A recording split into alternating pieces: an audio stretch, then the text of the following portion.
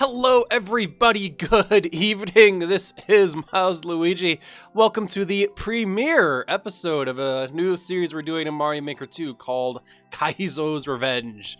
So, as you know, I like playing your guys' levels, and that's kind of like one of the big things we do with Mario Maker 2 over on this channel is that we play your levels. If you do exclamation point maker, you can submit levels for those streams. This is not that stream though. This stream is called Kaizo's Revenge. What is that?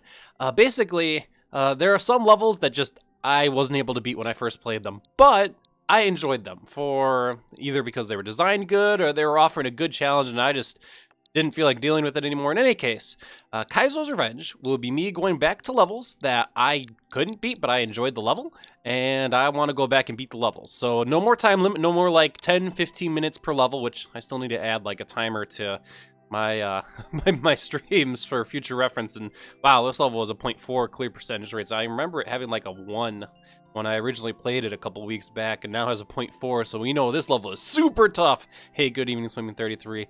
But yeah, we're just gonna keep playing these levels for until either the night runs out or I ultimately give up, which is a possibility. So if you guys submit levels, if they're Kaizo difficulty levels and I don't beat them right away, and most importantly, if I do enjoy them, you can get qualified for these streams. That's quite a bit of requirements you guys have to make a Kaizo's Revenge level.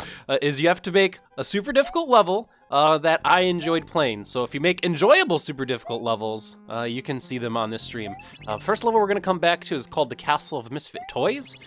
It was right after the checkpoint where there was just a lot of rather difficult platforming challenges that totally destroyed us. So that's what we're going to work on here. And the author who made this level, which was Marshmallow13, you clearly got a lot of other people to play this level off. The Thwomp got me with the parachute. Ugh. So congrats on making your level very successful, more successful than I've ever made a Mario Maker level. Oh, can I? Okay. I'm like, oh, I just released the Piranha Plant. Can I just hop into the Swinging Claw now? No, the Piranha Plant came up to bite me in the butt, which rightfully deserved. Can I make this jump though if the Piranha Plant jumps out? Yes, I can. Okay, good. we're not out of we're not completely dead. But yeah, this is an opportunity for you guys to sit back, relax, and watch Milesluigi basically bonk his head against a level to try to beat it, get it onto his cleared list, start getting some levels that have the sub 1% clear rates, and get him on you know his list of levels he's beaten. So I guess sit back and enjoy. And maybe watch out, because maybe I'll get super frustrated at some point. I wouldn't bank too much on it, but I'm willing to bet it'll happen, because, well, once again, these are levels that I enjoyed, but just I could not beat for whatever reason. Okay, I think this is the checkpoint. Before we go that way, though, okay, yeah, I'm remembering finding this out when I was streaming this originally. There's path up here. What is this? Giving us oh, just a 50 coin. I'm like, I forgot what this is for. And also, this is a really ominous sign. Either I'm gonna take a hit with a mushroom here, or this is a very elaborate troll. And in Mario Maker 2, spike blocks on the top row means you can't like find a way to jump over them. So enjoyable. Oh yes, yes. All right. Here's where we got stumped last thing. And what was that? My comment when I said I will be back? How do I view the course's comments? I don't think I can, unless I'm looking at the course. Yeah, I'm just gonna have to straight beat it. Yes, I do know Mario Maker 2 doesn't have save states. I'm very much aware. So that means you guys are in for a rough time, or we're just gonna have to keep retrying the level over and over again until we get it down.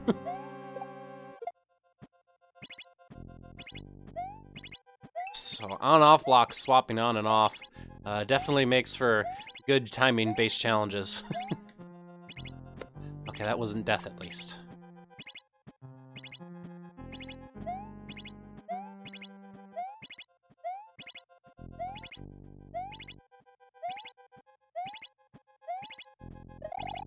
Okay, how do we do this again? Do we land on the stone? Yes, okay. You can tell me about it. Yeah, no save states. You guys want to see the edited video in the save states. I guess wait for it to go up on YouTube then. Because once again, sit back and relax and enjoy the pain. Okay, words cannot even begin to express my anger. So tough. I'm willing to bet you, like, I remember commenting on this stream, geez, the stream I played this level, and I said something like either the so tough or I'll be back. It was one of those two. I guess we can find out after I beat the level. So, alright, this destroyed me. I don't think I even got past this gauntlet of obstacles, but it looks like we have to spin jump across all these piranha plants, and we can jump too high and go into the spikes. Okay. Thwomp. To be fair, that thwomp was actually telegraphed. I'll admit, telegraphed a little poorly, but the platform that showed up there that had a thwomp like that last time, same kind of platform. So, I can't be too angry about thwomp out of nowhere, because as we will see here as I get back to this area, yeah, this exact same platform layout, even with the coin, was there. I should have expected a thwomp to be there. How else was I gonna get up? You gotta think before I jump.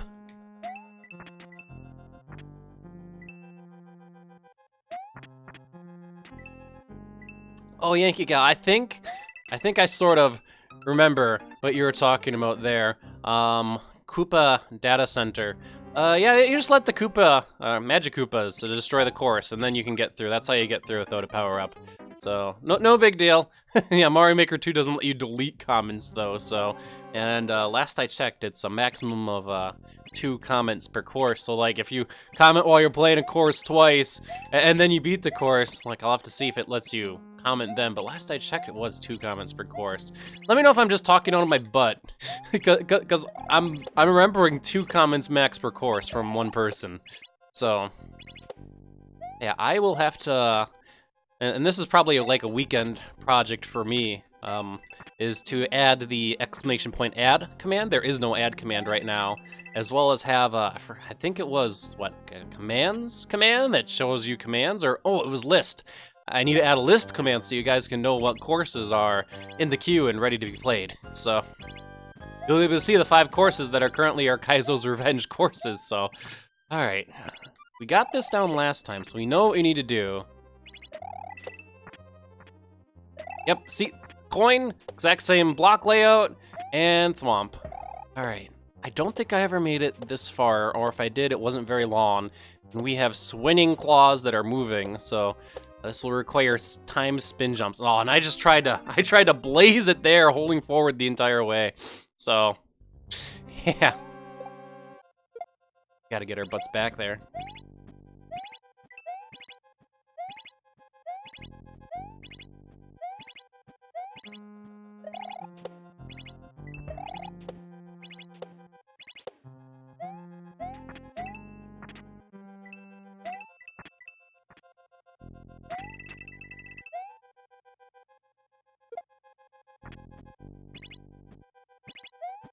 Oh, okay, I'm not the first person to die there, thankfully. Wow, okay. I'm like, am I gonna be the first person to die? No, okay, there's one other X. There's one other person who has suffered the same fate, and that's just me being stupid. Timing, Milesluigi. This is where this level is really getting at me.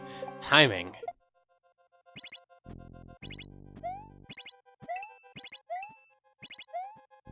Ah, timing. Need to set up a metronome that I can watch swing back and forth that's at the exact same beat as this.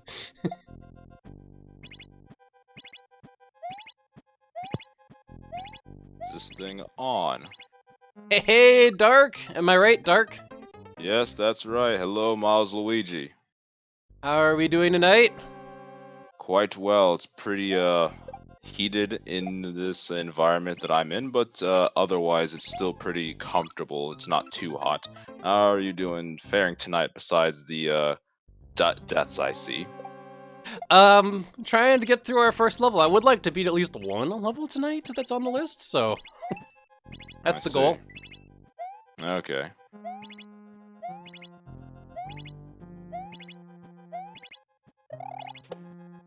Kaizo's Revenge is what we're calling it, huh? Yeah. I wanted to check out the other time that you had visited that, but I was busy, unfortunately. So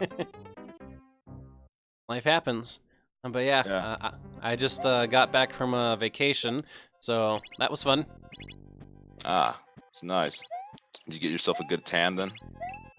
I didn't really go to get a tan. That was a good way to put it. So, no, I Fair did enough, not. fair enough.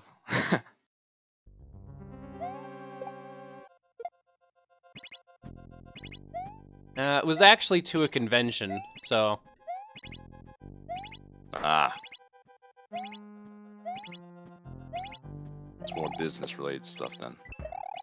I wouldn't necessarily say that. I don't know if it shows up well enough on the webcam, but maybe look at my bow tie. Ah, okay. Once again, maybe it's not showing up well enough, but. Oh no, I see it. Okay. I see it well. I got this bow tie while I was at the convention, so. Nice. Okay, we're back to the piranha plant part.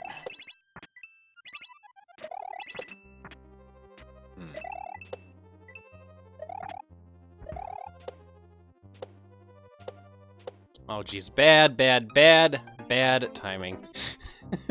Yeah. Would have paid to wait a bit, but you'll get it next time, likely. Alright.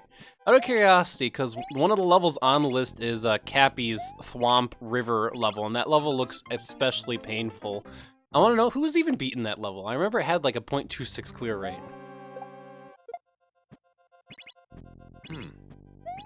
That's interesting. I will be able to see this as a surprise myself then. Oh, nice save.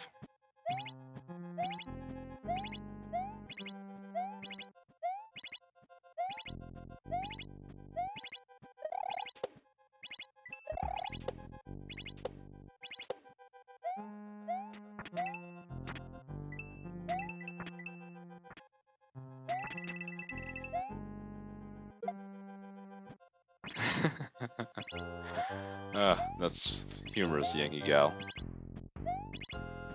Concert and Super Bowl champs, man. How are you able to hear, like, actually have conversation at a concert? When I think of concert, I think of actually like super loud music, so. Talking very, very loudly, trying to talk over the music. Not something that I like to do because I like to put on earplugs when I'm at a concert.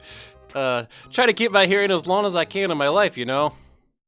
Yeah, sounds like a recipe for disaster for the throat, at least, if you're trying to yell over the music. Well, that too.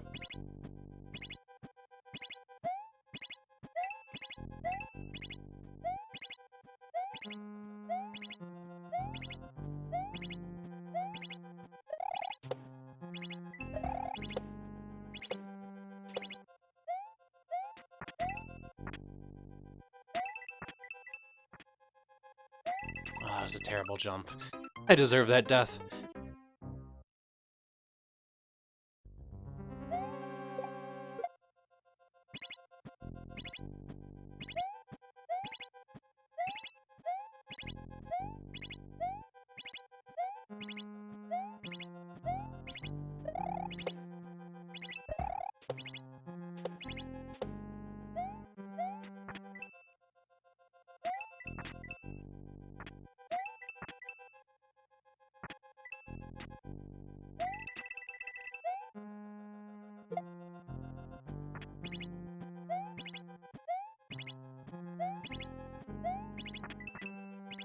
Snow Golem Kirby has entered the chat. Hello, good evening to you. Hey there, good evening, Snow Golem. So basically, the point of the stream, since you missed it earlier, is that these are going to be levels that have been submitted to me that I enjoyed but couldn't beat because they were too difficult. This is their chance for them to get their revenge, I guess to say. We play for until I either get, like, fall asleep, I guess, or I beat the level, or it's the end of the stream. Basically, I'm trying my best to beat the level, no more time limit. So...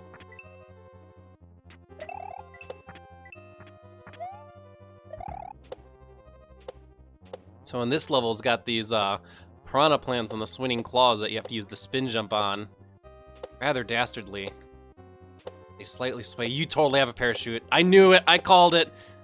Oh, do I want the piranha plant to fall off that swinging claw or not?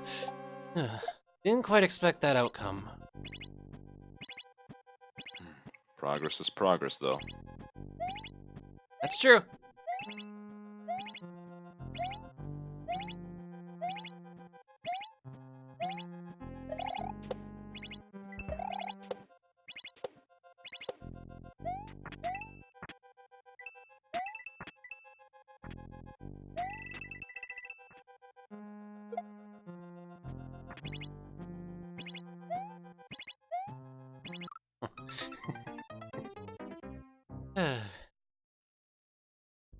Graphics. Wow.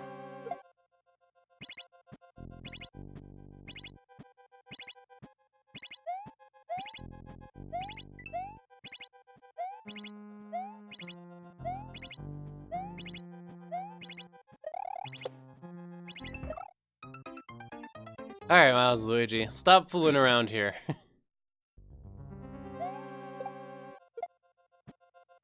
Yeah, Snow Golem, this will be a good stream for you to just turn on and relax. Maybe just listen to it in the background because Milesluigi does not have save states, so as a result, he's going to be playing the same thing over and over and over again. So.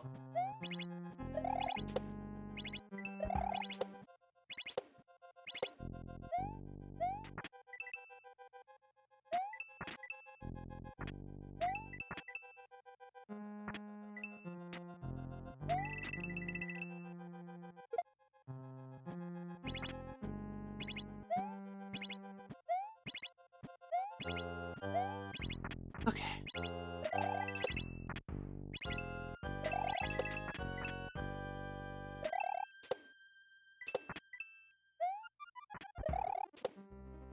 Alright, back to the toughy part with swinging claws and piranha plants here.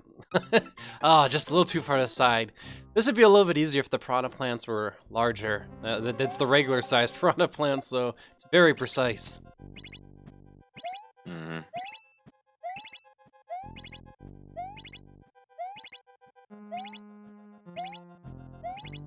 Well then, Snow Golem, you're stuck with me, accidentally doing a normal jump instead of a spin jump.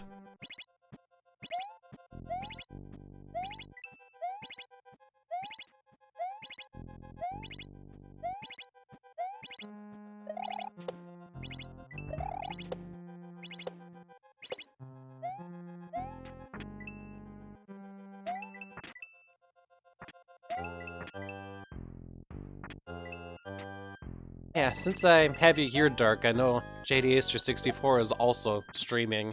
You want to take a look at where he is in Earthbound? Sure.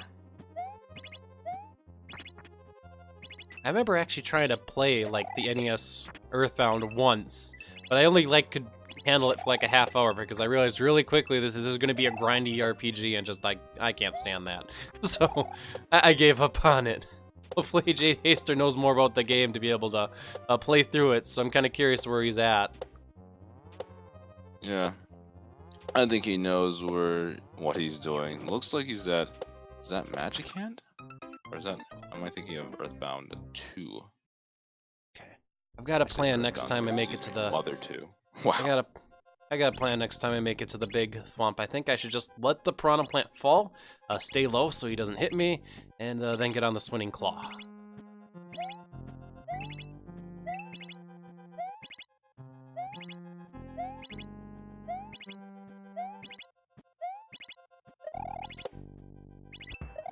I'd have to figure out what this area is. Do you know a specific area off the top of your head that looks like shells? A town of seashells, maybe? Or pointy? I do believe that is actually Magic Hand in the original Earthbound, so... Okay, first guess was correct. Cool.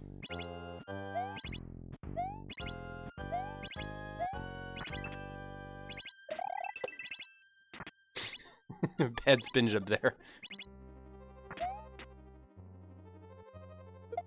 I have a vague idea, like, of the areas of the original Earthbound. Like, there's Magic Hand, and then there's also, like, the final mountain of Doom.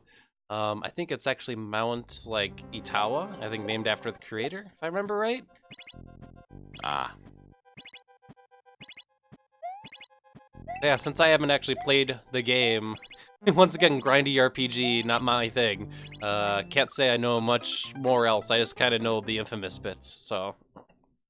Yeah, the only experiences I've had with the Mother series has been watching Chugs, and I started watching his Mother 3 playthrough like a couple of years ago and then playing along. But I kind of paused at it. I haven't returned to that in a while. A long while, actually, so. Okay. I gotta try out Chrono Trigger at some point, though, because I know he's been doing a Let's Play on it, and that actually looks like a fun RPG, and I haven't tried it myself. My only experience with Chrono Trigger is the OST, and it's pretty nice. Yes. It's a pretty good listen, rather. Yes, it is.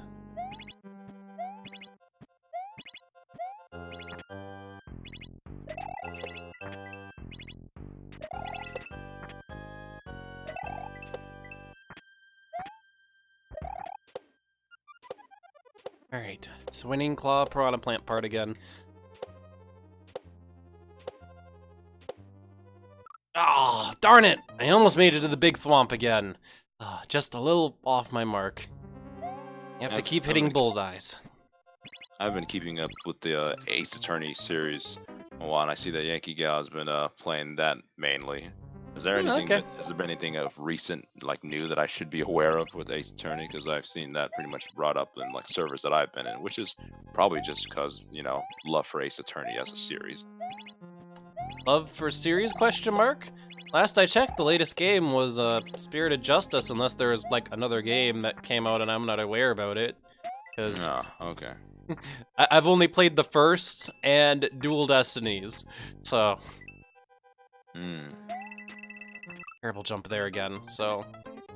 Spirit of Justice, only in 2016, so that's pretty cool. I'd say. Well, maybe like maybe some famous streamer started going through it again, or something that caused it to renew interest. Cool idea. Hey, Yoshizilla. Good evening, Yoshi. Are you here to watch me suffer doing the same thing over and over again and trying to not, like, justify its not insanity? Well, I mean, when you put it that way, then I guess so. Alright. I mean, you should have seen my suffering today with Master Quest. I am low-key gonna probably cancel the project. I don't blame you there. Just based on the Master Quest, like, gameplay that I've seen from other players, it's just straight brutal. I'm seeing, like, both Cappy and Fat Guy and Coob. Like, those are the main three guys I've been watching playing it. Like, using double dip every battle, items every battle. It's like, oh my gosh. And you need them. Yeah, basically, here's my advice. Promo's enough. Promo's a good challenge. It's not BS. It's actually challenging in a fair way. Master Quest, not really. If you're playing Master Quest for the extra areas and pit, just. Oh, I thought you were gonna survive that. I thought so too. I think I need to go off the Piranha Plant. I don't think I can get enough height off the Swinging Claw itself. Oh. Yeah. Yeah, to really time that. Oof. So how are you all? I'm doing well. Just came back from vacation, Yoshi. So. Paid vacation? Yes, actually. I had paid PTO, so. You hear that, everyone? You get paid to stay home. I'm like, yeah, I work an office job. My PTO is, as its name implies, paid time off. Actually, yeah, I just realized you met up with Higsby and Evil Pop-Tart, I believe. Correct. We all met together. Oh, that sounds fun. Mm-hmm. Where did you meet up again? Like some Comic-Con of some sort, or that's a good guess. Do you want to take another guess, or you could just look at my Twitter and you can get the answer? I thought I saw. Wasn't it? What was it? Convention. BronyCon. That's what it was. Yes, it was the last BronyCon. So me, Evil Pop-Tart, and Higsby decided to go to it. They're yes. done with it? Yes. So, story behind it being the last one is that their numbers for the convention had been dropping for a couple of years, and furthermore, most of the people who were fans of My Little Pony were anticipating that Season 8 was going to be the last season. Totally made sense. Hey, numbers are dropping. You know, numbers at the convention, numbers for the show were dropping. The show was meant to sell toys. It made sense that Season 8 was going to be the last season. And then Hasbro bought a 9th season. But in any case, it was the last year for BronyCon, so me, Evil Pop-Tart, and Higsby decided, you wanna know what? Let's go to it. It's the last year. It's our last chance. Let's do it. So we did. We had a good time at Baltimore. Yeah. Seems legit. The only thing, like, that, like, I guess the only time MLP was brought to me is someone said I sound like a character called Shining Armor, or I can do a pretty good impression. For some reason. I would personally disagree, unless you try to do the impersonation, but just your voice itself, no, it does not sound like Shining Armor. I mean, I haven't we've watched it, so I don't even know what I could represent. They were just like, you sound like this character. I'm like, okay. Disagree. Disagree. I'll have to like find a clip and then do an impression later. Because I am pretty good at character. Nice. Yeah, it's funny because like me and Pop-Tart and Higsby, all of us kind of stopped watching the show ourselves. So like we're only caught up to like maybe season 5 of My Little Pony, and then we went to the convention, you know, once again because it was the last year mostly. So. Yep.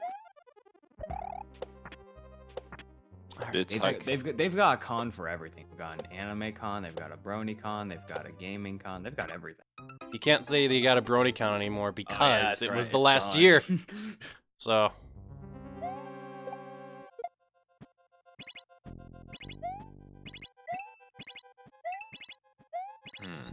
So I noticed that the piranha fell right when you lost your life there, right? It fell because you were on level playing fields per se with it. I wonder if you might be able to use that advantage with the one on the claw on the top right once you get off the thwomp parachute. I mean, possibly, but just based on the amount of height you can get off of a swinging claw by yourself? Not sure, unless like you're talking about having it drop the piranha plant, but then me still spin jumping off the piranha plant despite it dropping off, if that's what you're talking about. No more so that I wonder if you might be able to just get to a higher level than the piranha so it doesn't drop off. I don't know if you might be able to do it considering the positioning of that thwomp with the parachute.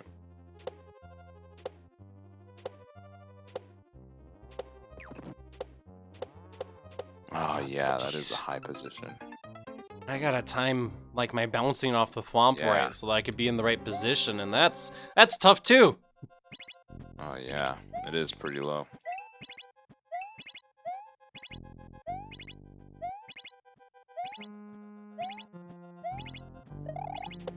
Oh hey, speaking of Pokemon, I heard that I guess there was news about the new game that came out, so something different than people yelling for national decks and stuff like that, so that's nice.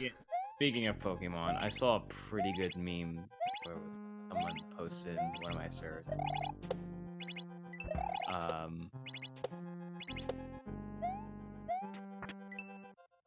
Looking up the meme now, Yoshi. Yeah, dang it, I can't find it. Okay, here, I'll try to describe it. So, if you remember that one SpongeBob episode where there's like the big snail race, like Patrick has a rock or something, and then there's like 2 other snails. Classic. The rock is Animal Crossing, and Patrick was just like, it's okay, release when you want to. And then SpongeBob basically torturing Gary is Pokemon, like the new Pokemon. And SpongeBob is like the Pokemon developer saying, keep going, Christmas is on the way. It's like, that's so true. It's like Animal Crossing, you release when you want to. Pokemon, freaking release now. you better get going. I gotta have my Pokemon game. You know, it's like the biggest franchise in the entire world. Gotta have the game. My question is when's online versus with friends? Oh, Nintendo, where's my online versus with friends? Yeah, it's funny because it's like I remember people like making like memes about the fact that you can't like play online with friends. And I was I didn't see much into it at first. I was like confused. I was like, why are people upset? And then I realized, oh hey, you can't create a room with your friends. And I'm just like.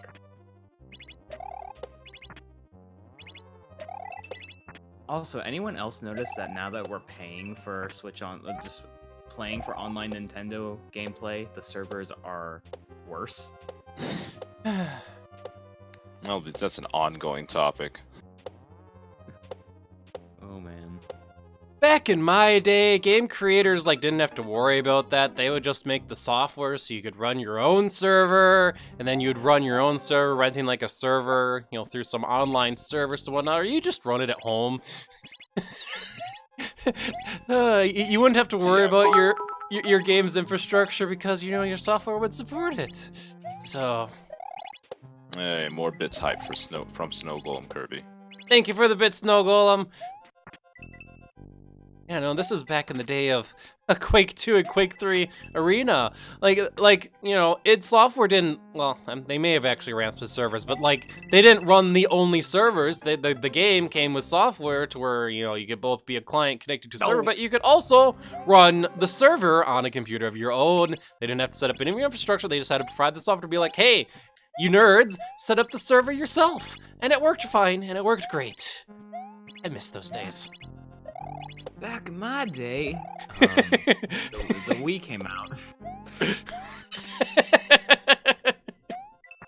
Yeah, if I had to sum up that thought, it's back in my day, we ran the servers for the game publishers, and we were happy about it.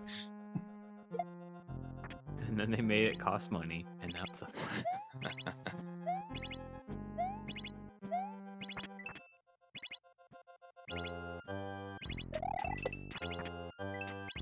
Alright, you can do this. These claw machines seem pretty interesting. Swinging claws are a really fantastic gizmo, but they, like, here they're used in a really, really tricky way, so. Oh. Indeed. If there's one other thing, actually here's a tough question. If there's one thing you think they could add to Mario Maker 2, what would it be? And if there's one thing you think they they should remove, what would it be? Oh, those are both good questions. Well, first thing that came to mind is overlapping pipes, but that's actually not really all that important, all things considered. It's just the first thing that came to mind. Let's see what to add or remove. Add to the game overlapping pipes. It was in the original Mario Maker, just not 2. Rip. Yep, rip. So, the other thought that came to mind is the Mario 1 styled elevators, where you would jump on one and it was like 2 elevators connected by a rope and it would affect the position of the other elevator. You sorta, kinda, you know, you have lifts and you also have the, you know, the balance beam, but you don't have just like 2 elevator lifts. I feel like that's a quintessential Mario element that's just, it's always been missing in Mario Maker.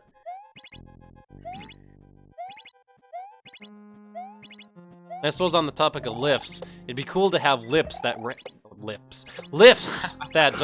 that wrapped around the screen to where, you know, they would wrap from the top of the screen to the bottom, or the bottom of the screen to the top. So I guess I'm missing certain things that the original Mario had that aren't in Mario Maker. Oh.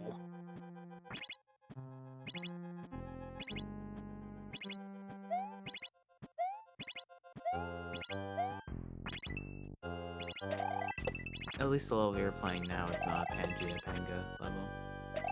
Well, that is true. As for something that I would remove, I mean, removing creativity from a game, I would say probably the most annoying element to deal with those twisters. So my answer to that will be twisters. Oh my gosh. Oh, okay. I agree. I should have saw that coming right when I made it onto the platform. Oh, wow.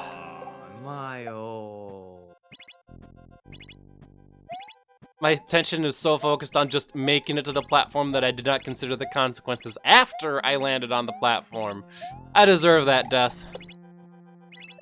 Yeah, it was slow reaction. Yes, I'm just like, oh, I made it. I was about to even say, I made it, and then it just I was killed. Way to go, Marshmallow 13. Your level got me. Actually, here's a completely random topic, but there's a good reason I'm asking this. Miles, Dark. If you had to give tips that does not involve drinking caffeine or anything, or energy drinks, to stay up late at night, what would be some of your tips? Easy. Turn on the lights. That is a correct answer, actually. Actually, that is a correct answer. If you're gonna exclude caffeine from the equation, other than turning on the lights, drink water. Okay. I was about to say keep yourself active doing something. If you get bored, it's really easy to just fall asleep. So yes, play video games. Do something that keeps you active. Yeah, right. Only reason I'm asking this is because GDQX scheduled my run for 11:30 p.m. I saw that tweet. What day is that again? I may just stay up through the night Saturday. watching you. Saturday, the 28th. September? Yes. Okay. Wow. So yes, it is. It starts at about 11:30, and it could be later or sooner depending on how this push back or ahead the schedule is. And it's about a 4-hour run, so I'll end around 3:30 in the morning. But for you guys, in your case, you guys are about 2 hours ahead of me, so we'll end at like 5 in the morning for you guys. Wow. Oh boy. Yep. Jeez. I did not quite get the distance I wanted to jump on the piranha plant there. I thought I was on the piranha plant, and then I didn't hit it. I'm like, well, I guess I'm dead now. Yeah, good luck on your TTY-D run coming up here, Yoshi. I have to do power skip at 3 in the morning. Oh, jeez. I don't know, man. Okay, I did stay up till like 3 last night, and it was like 2:30. I managed to get power skip quite a few times, and I was pretty tired, so... Huh. All right. I guess to answer your question, you're gonna be playing a video game in front of thousands of people. Oh, hundreds of thousands of people. That would probably keep me awake, actually. I'm thinking... Yeah, Actually, no pressure or anything. if anything, if I feel tired, I could just, you know, splash water in my face somehow. Like, hold up, guys. Alright, I'm good. Oh, jeez, this piranha plant, why did you do that? I should have spin jumped. I don't know why that piranha plant in the middle dropped, but okay. Might have been because and it's the peak of your spin jump on the lower and just caught is a distance. I don't know. It's probably a good answer there. Well, yeah, actually, another thing that you could also say is just adjust your sleep schedule. With my position, I actually can't because on the 26th I have work and class at at 1 p.m. I could stay up till like 5 in the morning and sleep for like 7 hours until 12, but then the following day I have a 6. So Just not fun in either direction. oh yeah. It's just a battle you're not gonna win, so I guess take Dark's advice light. I mean, you're gonna be on an online stream once again with thousands of people watching, so... And there will be lights. He'll have enough lights. He'll have enough lights. Mm-hmm. Oh yeah, there will be lights on my face. I'll be wearing I'll literally be wearing makeup as light is shining on my face. Yeah, contrary to popular belief, they actually have a makeup station that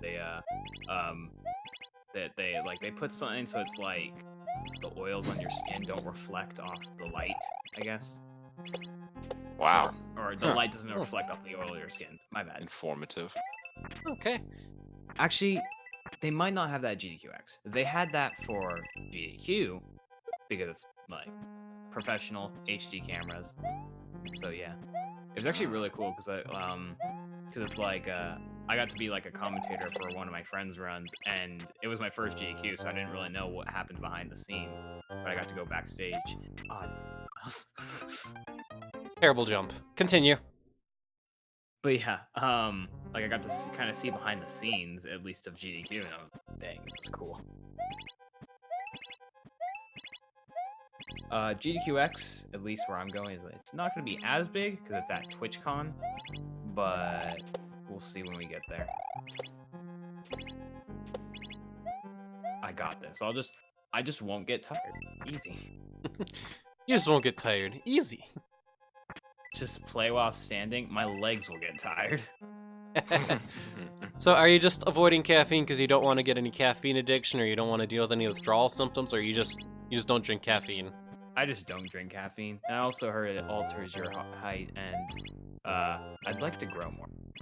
Ah, Alters your height. That's only if you're gonna be taking like repeated over the course of months or years. True. And of course, in excess, I don't know how the science goes before, but it's not like you're gonna take this once and then bam, your height is already completely neutered. Yep. I think just I can pull it off because here's the thing. I literally sat on my chair in a call with someone until like 4:30 in the morning. So I think if I can do that, I think I can do a run 1,000. okay. That's the spirit, or the mentality rather. You'll be I'll fine. just be brain dead by the end of it, and I'll be like, all right, I'm going to sleep. Thank you all for the rats. I'm going to sleep. And then the runner right after you is going to be just waking up, right? Probably. Yeah, I'm in a position to where I can't really. I'll probably take naps. What I might do is I might take like a 2-hour nap beforehand or something. Like that's something I could do. Like I'll be like on a normal sleep schedule or something. Or maybe I'll go to sleep the previous night at like maybe 3 a.m. And then a bit before my run, maybe like 3 hours before my run, I'll take a 2-hour nap. Naps can work out. Oh yeah. Let me tell you, just falling asleep, maybe even heck, even a 20-minute power nap could just make you feel really refreshed. Oh. Dang. Is that the first time that happened to you? Believe me, I'm adding many X's to this course. Watch as Milesluigi continuously fills up higher level. I think it is cool that they put the coin there though to like say, hey, stand here, and you won't get squashed. Once again, that's supposed to telegraph the thwomps that are gonna come crushing from off screen. Yep. The person was clearly following the guide. Yes, the Aww. the advanced tutorial that actually goes back into the topic of thwomps off screen. So. Yep, they didn't just randomly put it. Oh, I have not actually booted up Mario Maker in at least a good week. I need to boot it up again. I don't think I've ever played any of your levels, Yoshi. Do you have a I only level? one level. You Okay. played one Oh wait, level. no, I did play. Never mind. Huge brain fart. Sorry, Kaizo level. Yeah, I guess you could say it. Well, for my level, it's Kaizo-like, but this is Kaizo if he were to make it like if you were had 99. GG to my super expert run. Theoretically, I'm fairly sure I have gone over 30 lives at this point.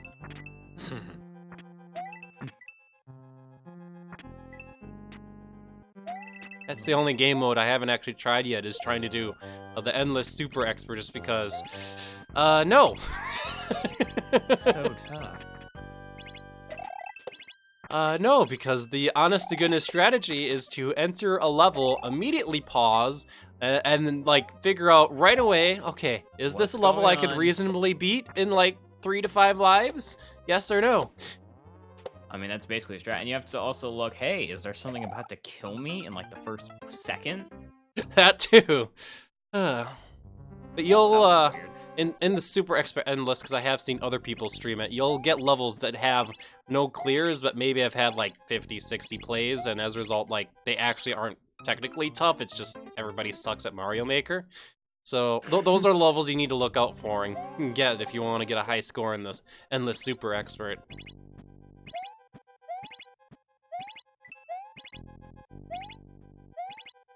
I still need to do easy 100 to get the costume for that, and then at some point, I'll want to do expert 100, which that's already kind of pushing it because I actually watched another streamer do endless 100, and it's very, very, very gratuitous use of the skip feature to do it.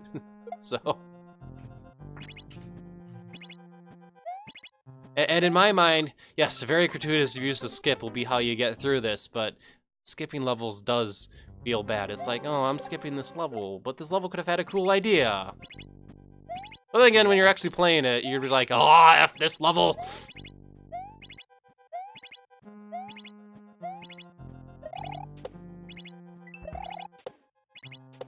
I know when Mario Maker 2 first came out, I'm like, oh, why did they add a boo feature? Now all the kids are gonna be sad. And now I'm like, oh, thank God for that boo feature. They did it in the right way, where it just makes levels less recommended to be played.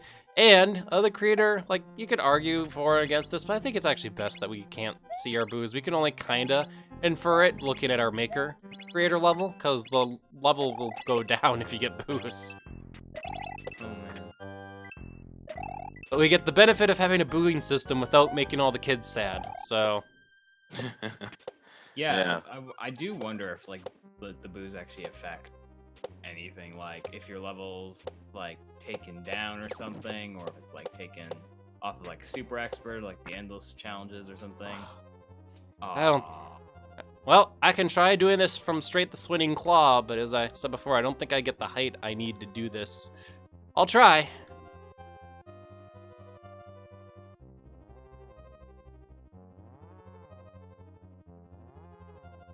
I wonder if the height of the swinging claw is affected by which direction it's going, because I'm noticing that I'm going higher on some of these swings.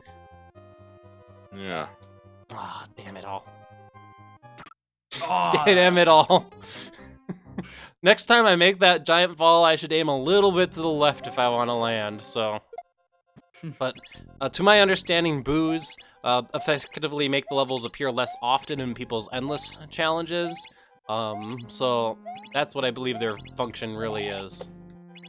And also, it decreases other players' maker level, so... no, my maker level.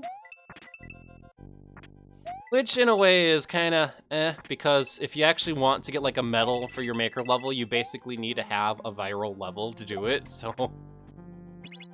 And people can just boo it for like no reason, be like, the soul's boring, boo. Yeah. Or they could just rage and be like, oh, I can't beat this level when it's like totally beatable. Rage, boo.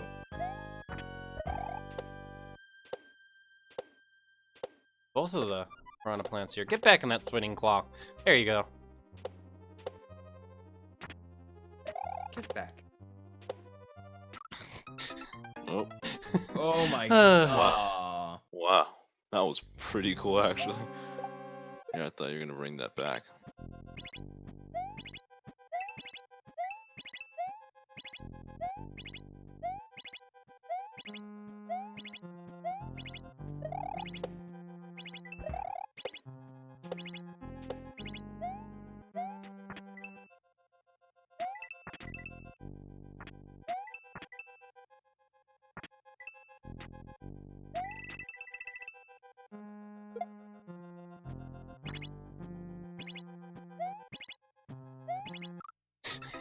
Bonk!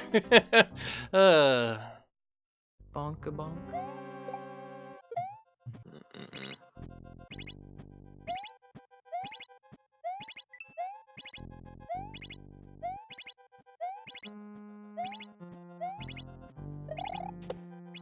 Have you been counting, Snow Golem? I haven't been counting.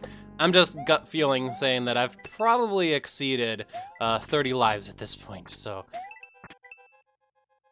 146, maybe a little high. I'm probably around the 80s at this point, just gut feeling.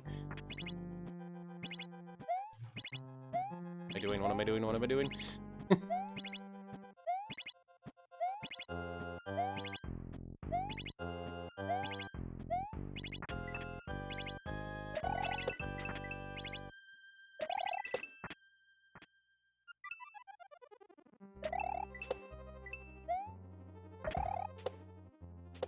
Alright, pick that piranha plant back up.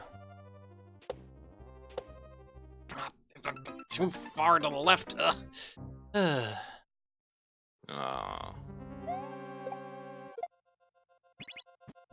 What's comment here being, I will be back. Every time I die, I will be back. Pretty much.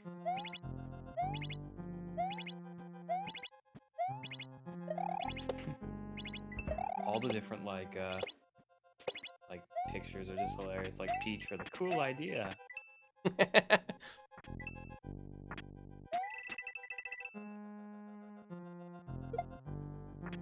Do you guys know if you can play Mario Maker 2 with a GameCube controller? I do not GameCube is know. the prime controller. The reason that I ask is because, hey, if you can do it with a GameCube controller, then you could hook up like some custom, like either Arduino or Raspberry Pi to program in inputs, and then I could task this instead. Oh my gosh. Milesluigi becoming a taster? Hmm. I mean, Another- I did Oh. ask when Maleo would speedrun. I didn't say he had to be an RTA speed.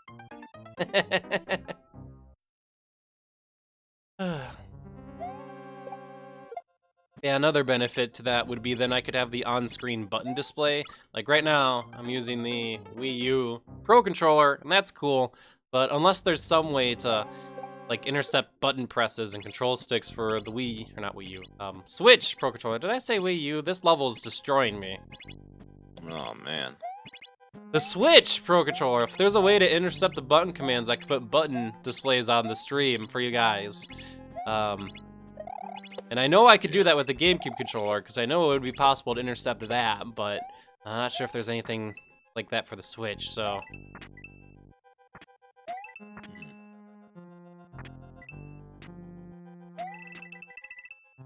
Hey, I got a spare Raspberry Pi that I'm currently not using for anything, so maybe I should look into basically hooking it up, learning how to make it operate like a GameCube controller. So... Then we could have pseudo save states. I could just have the button inputs get to where I died. It wouldn't just be tasking stuff, it would just be tasking stuff to simulate save states for you guys.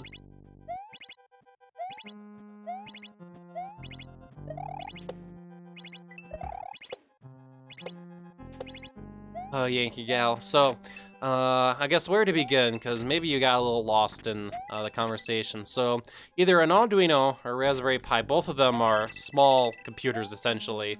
Raspberry Pis are really popular because they actually, like, run Linux, so they almost feel like a normal everyday computer, rather than, like, a microcontroller-style computer.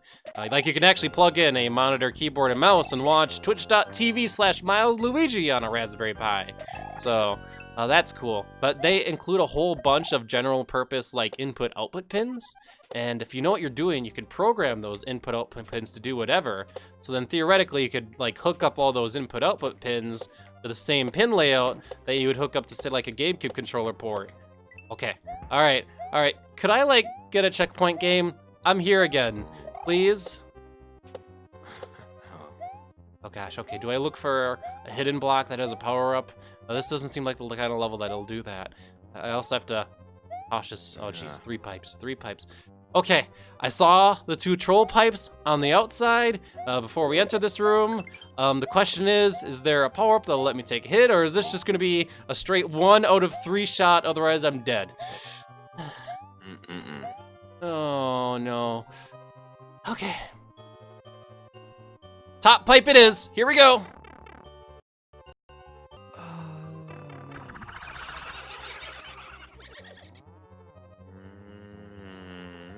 Oh. Seems a little too good to be true, but it looks like it's the truth. Good troll. Good troll, Marshmallow 13. At first I'm like, I have chosen poorly. But no, we actually did it! We beat our first Kaizo's Revenge level. Oh my gosh. Did Wow. he seriously just troll you with the pipes? Yes! That 45 See, minutes. those are the trolls I like. Those are the trolls that like they don't screw you over. They're just like, hey, which pipe you got you? Oh my gosh, it took you 45 minutes.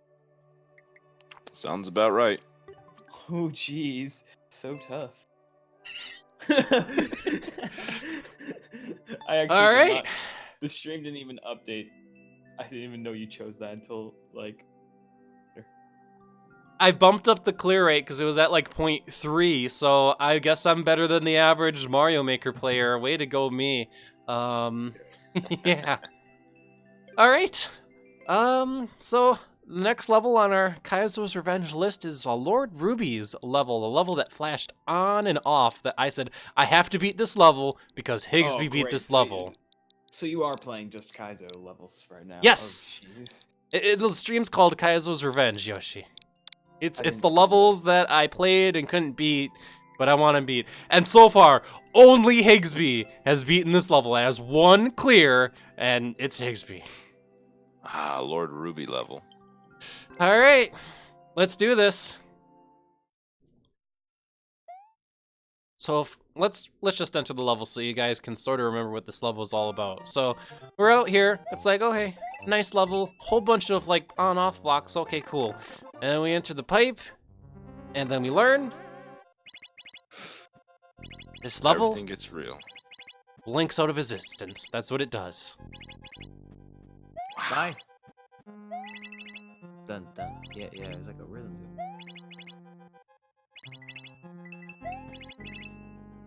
Oh, jeez. Oh.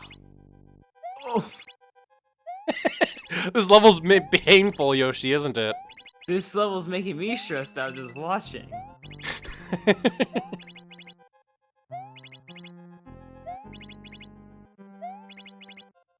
At least there's a rhythm to it. Oh. Getting a lot of airtime seems to be advantageous.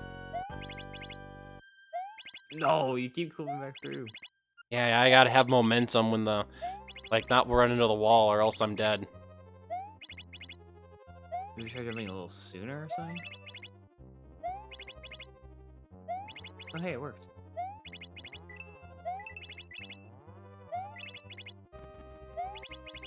Oh, no. You mess up the timing just once and you're dead. Oh. Hey, I have to say, oh, there's one of Higsby's deaths. That is Probably. Anyway, before you guys ask, if you re-enter this pipe thinking, I'm gonna cheese the level, nope.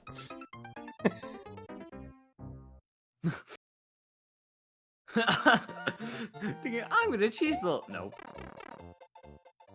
I just have to say, one of my favorite Higsby levels is the So Hard level, or like, or automatic move, like move Mario level. And it looks hard on the thumbnail, but yeah.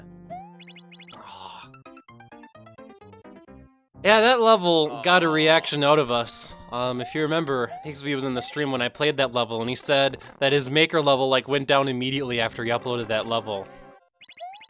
So other people didn't appreciate it, but I sure as heck appreciated it. Yeah, I thought it was hilarious. Dang.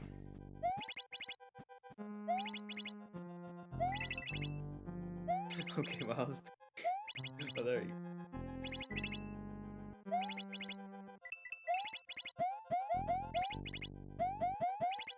go. Jeez. I'm gonna go through the wall, and I have gone through the wall in this level before. I gotta time things a little better. I mean, you're getting somewhere.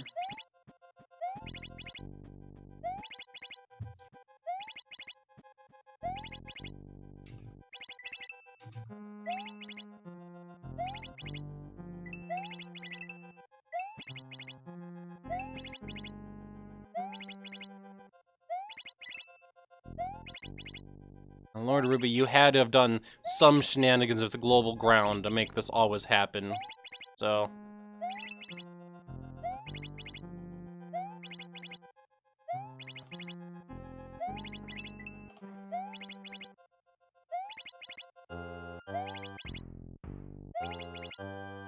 Thank you, Stay Hydrated Bot. I would love to get a drink of water, and I guess I could pause the game, but otherwise, it's like every second and a half, the blocks change, so... Yeah. Good luck getting any water in here.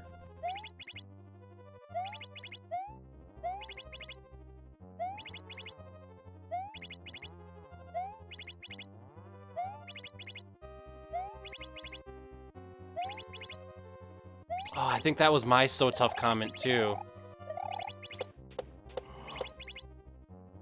Jeez, okay. Messed that up. I'm starting to wonder if I should not even mess with the spinies and try to just jump ahead, maybe get stuck in the wall for a little bit, but just land on the right side of that lift instead of having to deal with the spinies and the spin jumps. That might be a more what's the one I'm looking for? Survivable attack. Or viable attack rather, excuse me. Viable strategy. Yeah.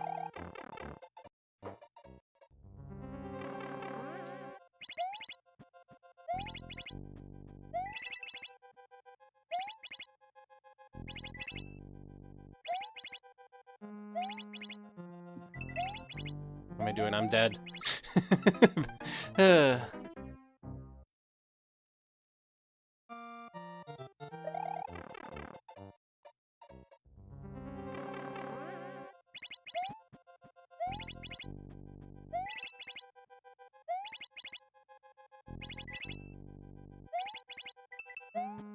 Oh, too early there.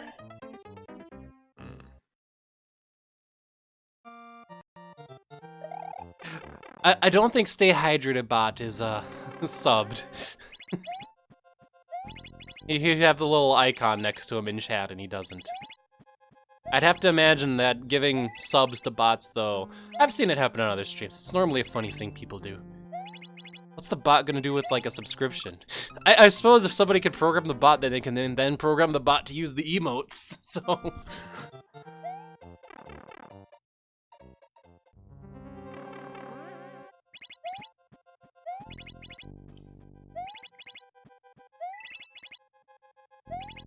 Yeah, a really good description of this level is anxiety, the level. A lot of, oh wow, I made that jump. A lot of typical Mario levels have what's called breathing room. That is like room between obstacles. Like even that last Kaizo level we had breathing room between the obstacles. But this level, there is no breathing room. If you want breathing room, you gotta pause. But the thing is then, like, my rhythm's gonna be out of whack, so that's why I don't wanna pause.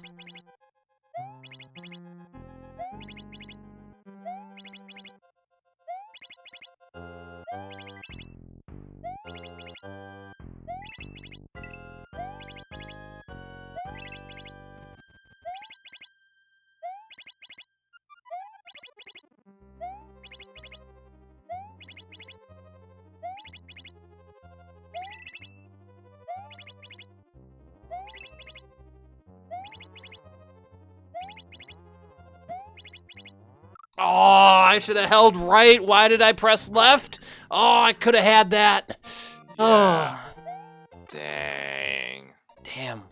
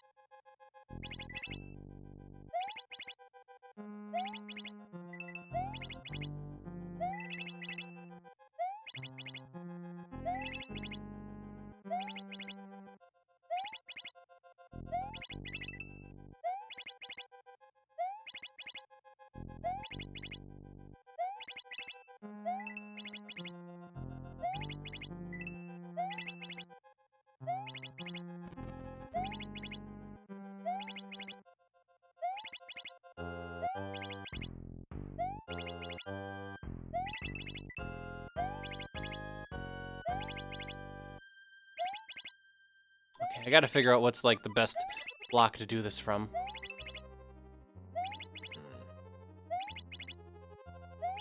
That block, okay. Where the coins start. Alright, I got this now. Alrighty.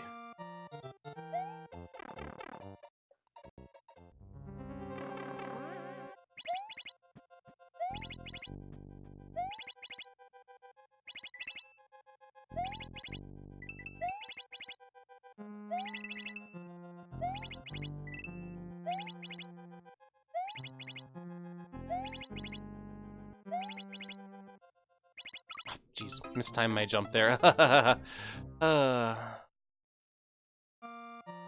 Honest mistake. Mm-hmm. Sounds like you're having a lot of difficulty with your tablet there, Snow Golem, so... yeah.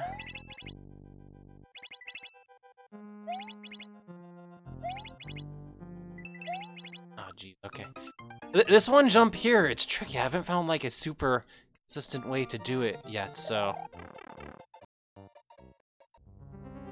But hey, we were just talking about the Raspberry Pi, Snow Golem.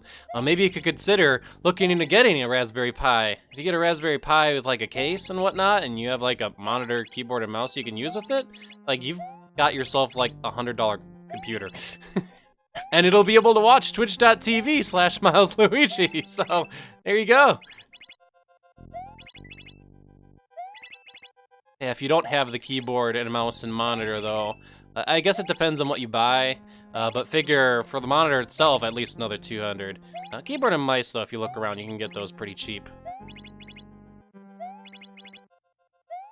Now, granted, there's definitely a quality thing when it comes to keyboards and mice. Evil Pop-Tart and I sort of had this kind of conversation when we were doing the Doom stream last time, so... Oh, jeez, I did not press the jump button in time, so... But yeah, last time we were in the Doom streams, we were like, unless you're like at like top tier, super hot top tier, like competitive level, the keyboard and mouse you use usually doesn't matter too much while playing first person shooters, so. Oh geez, I'm so dead. So. Oh my gosh. Yeah, thank goodness there's no clear condition in this level, Yankee Gal. Let's just get your butt to the end.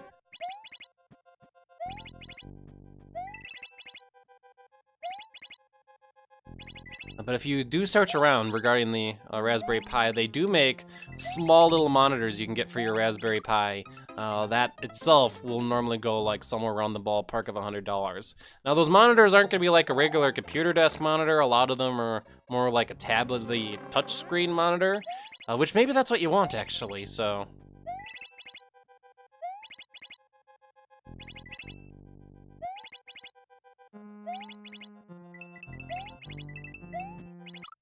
Terrible timing on the jump there. You got a computer from Unicomp. I like that term, swimming. Unicomp, okay. Not built for gaming. Yeah, university computers, like unless you're like in a graphic design kind of degree, your university probably really doesn't care about the graphics card in your computer. As long as it can run Microsoft Word and PowerPoint, it's good enough, right?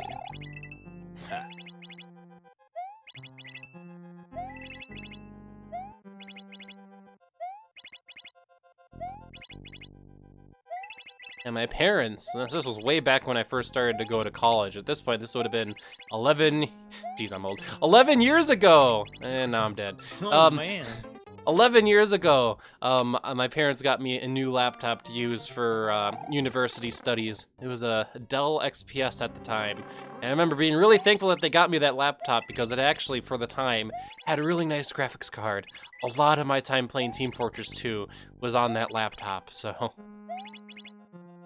I have since sold that laptop, by the way, but just for reference, that laptop is actually the laptop that I recorded like my first Mega Man X2 videos and like the start of Paper Mario on before I built a new desktop for myself.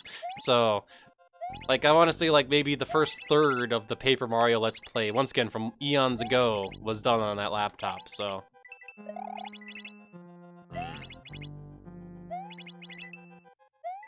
Yeah, I have since sold it, so, you know, old laptop is old laptop. You know, having only a Core 2 processor in it. I mean, it ran Windows 7 just fine, and once again, it had a decent graphics card to work a game for the time, but nowadays, eh. That's the problem with technology, right? But here's the thing, technology, it either works with you or against you.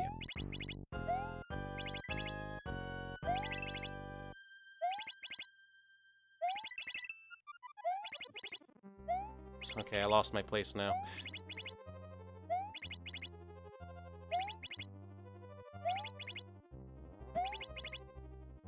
I was trying to get a spin jump off, because I think there is a 1-frame window you can jump off of a on-off block when it switches. You like the story time with Milesluigi?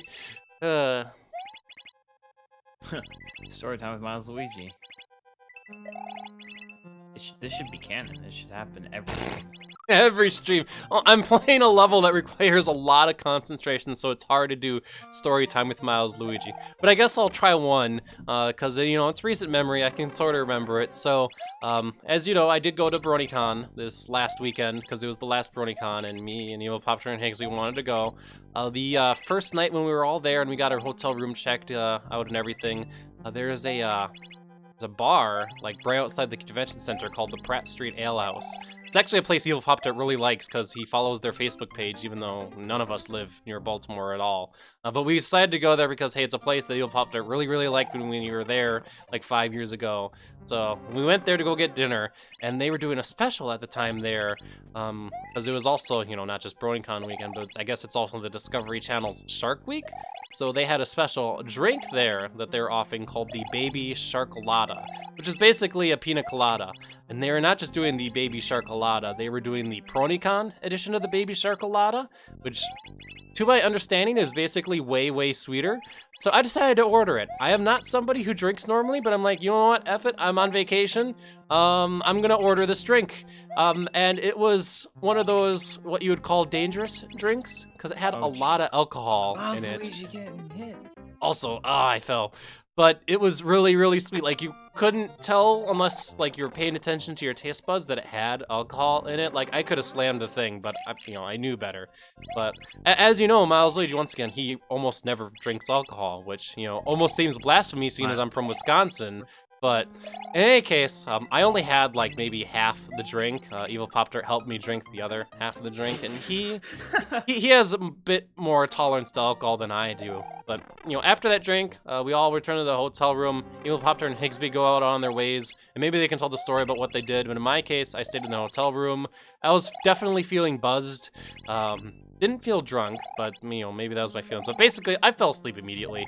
And not only that, I fell asleep in such a way that like my wrist hurt the following morning. So, yeah. But to follow up on this story, because there's a reason why I told it, other than saying, yeah, Milesluigi got knocked out from a super sweet alcoholic drink. I just died again. The other point that I wanted to tell this story is that I woke up at like 5 o'clock in the morning the following day.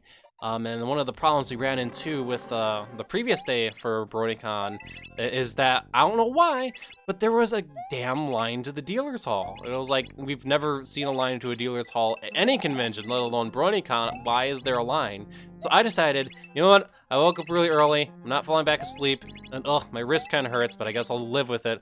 I'll just try to get ahead of the line for, you know, the dealer's room so that I can get into it, you know? Part of the reason we're here is because, hey, this is the final BronyCon. It's my final chance to, you know, look around, look at merch that fans are making.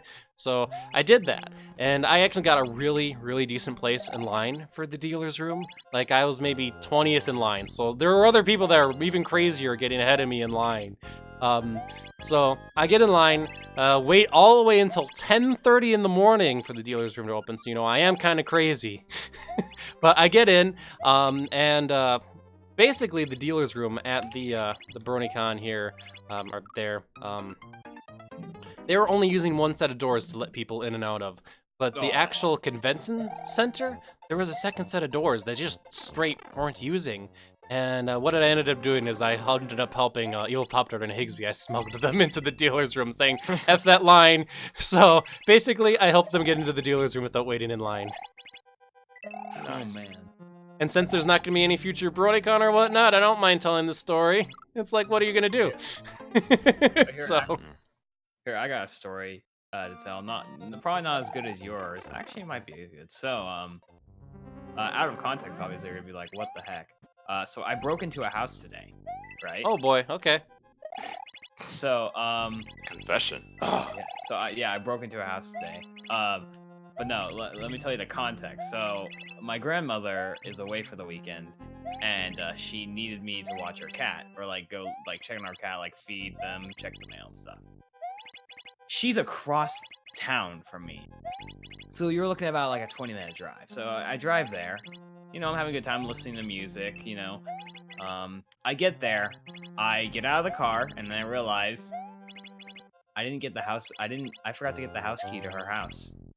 So, so here I am, and I actually couldn't have gotten it anyways because my mother had the house keys attached to my mother's car keys, and my mother is gone. So even if I had realized it, like, well, if I realized it sooner, I could have just stayed home and waited for my mother to get home.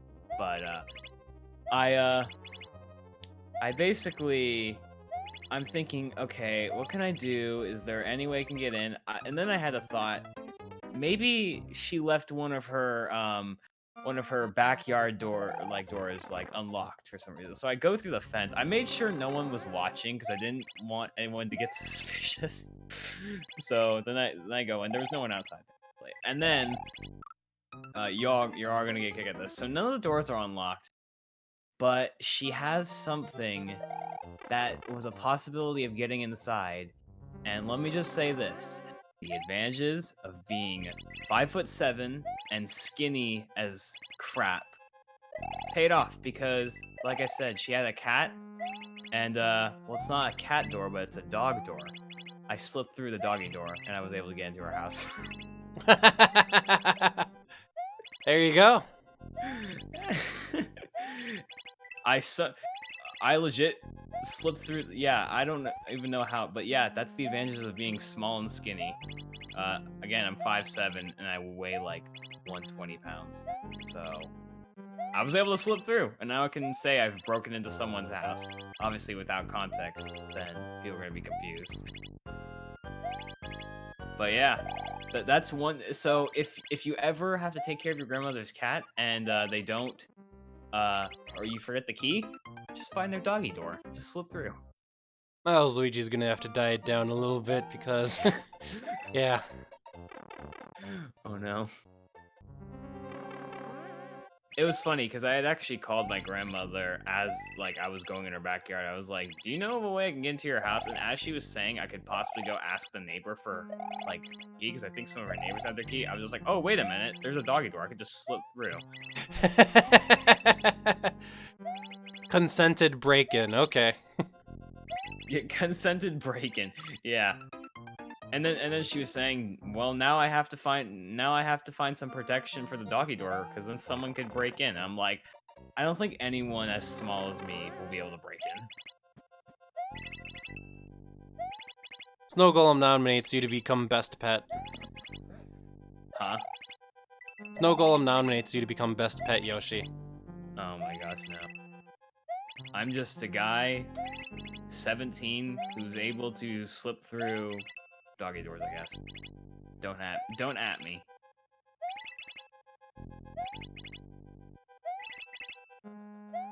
But yeah, it was quite an experience. And no, before you ask, I did not have to actually go through the doggy door to get out. I just locked her door on the.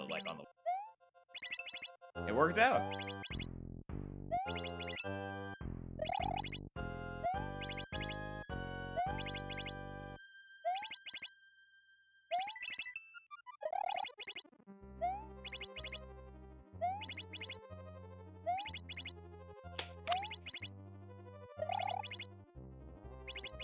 Ah.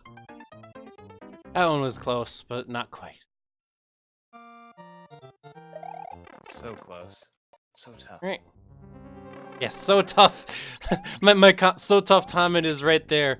So sadly, my idea of starting where the coins start is not lining up as well as I thought it would. So.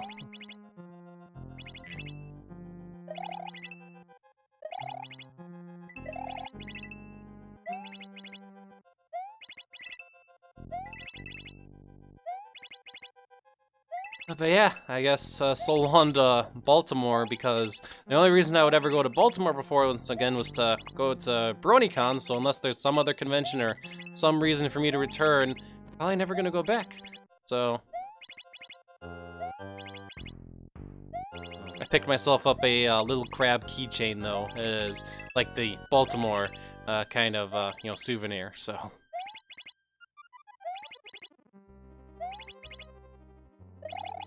Aw, I'm so dead.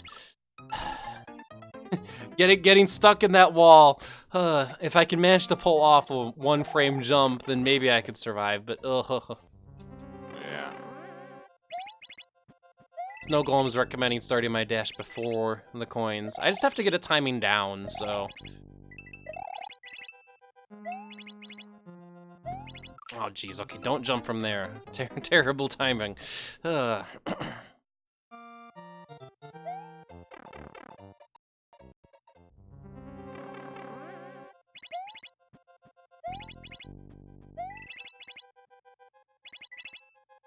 next time Evil Pop-Tart and Higsby are on, make sure you remind us or whatnot. Tell a BronyCon story or two.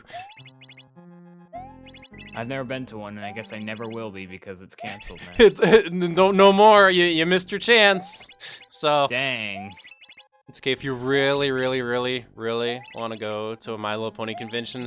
I'm pretty sure like California has a decently big convention called Everfree that you could go to. So, and that one's not canceled. I'll just stick to the. Do I seriously hear the ice cream truck right now? Apparently, Stick to the late night ice cream trucks. Yep. yeah. The ice cream. There's an ice cream truck driving around my neighborhood. Funny enough, I actually know where he lives, and yeah, like when I was younger, me and my friends would actually knock on his door and ask for some ice cream. He would legit give us ice cream. He didn't get mad that we came to his house. I guess as long as we were paying money, he would give us ice cream. Nice. But anyways, as I was saying, I'll just stick with the GDQs, I guess. Or Wizard World. That's like the main con I've gone to because my dad usually gets a gets a booth there. Oh, there you go. Sell some stuff. Yeah. There you go. That's the way to do it. Ooh, pardon me. Anyway, to answer your question regarding any other convention, probably not. Milesluigi, other than BronyCon, has been to Midwest Gaming Classic and a convention in Minneapolis called Convergence. If you're asking about like any other convention, my answer is no. Milesluigi has not been there. All right. So no like TwitchCon, MomoCon, or all of the Penny Arcade, whatever the name of their thing is. So. All right, we'll give this another chance.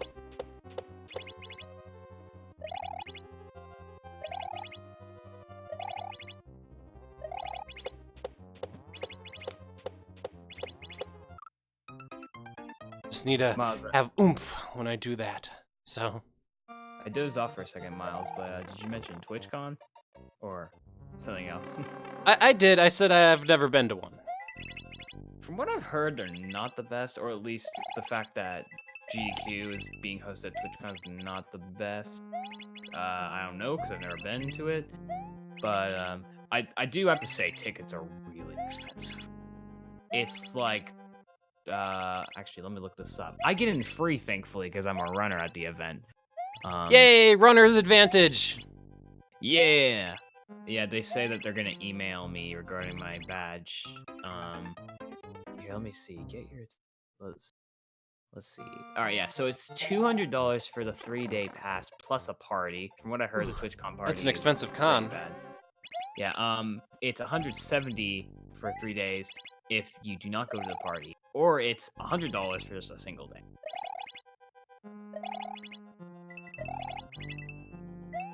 Now, your typical like convention ranges anywhere between like $50 to $100 for a weekend pass. So like to hear $200, I'm like, ugh, that must have to cover all the like the electronical and streaming fees or something like that. Yeah. Like, jeez. It's funny. There's actually when I log in and connect my Twitch, it actually shows a bunch of people that are going. There are like partners that are going. There are 3 people that I know that are going. So that's cool. At least like on this list, there's a lot of people that are going. But yeah, going to conventions is expensive. I mean, you have the convention fee, the travel fee, and unless you know somebody in the area, the hotel fee. So, yeah. Me and a bunch of friends are actually just renting an Airbnb. It's gonna be cheap. Oh, I mean, that's an option too. Yeah, well, it's gonna be cheap for us, like, all together. Because if it's like 6 people staying in an Airbnb, probably not gonna be as expensive.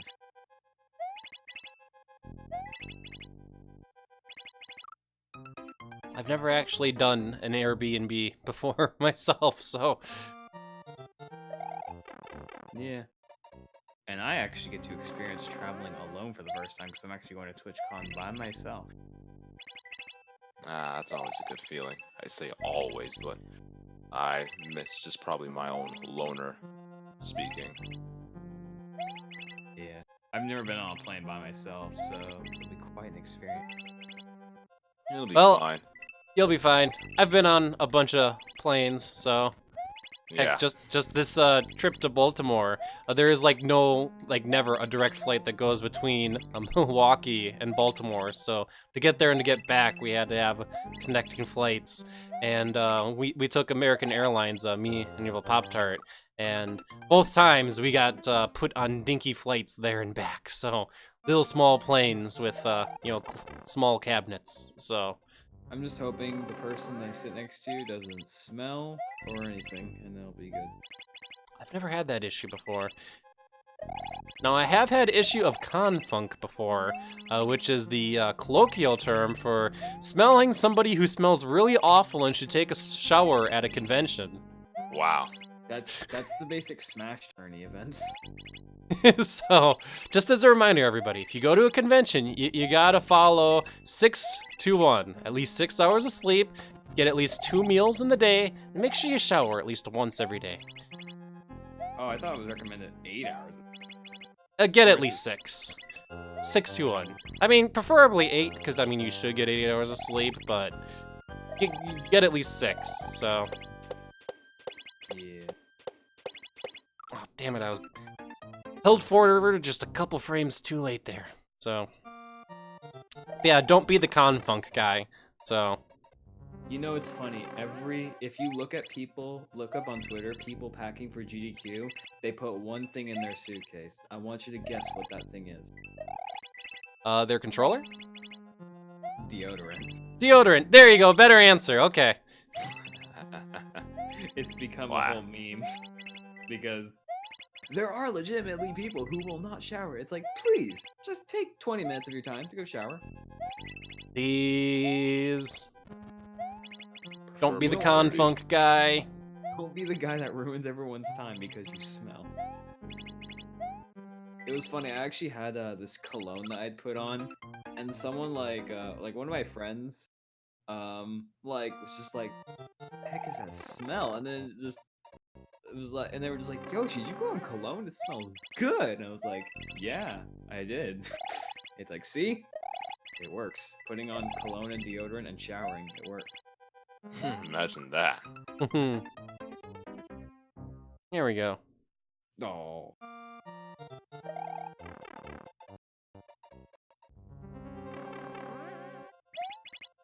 I have not gotten further in this level than I did when I played it originally, so like this is an incredibly tough level to master, so also requires so much concentration.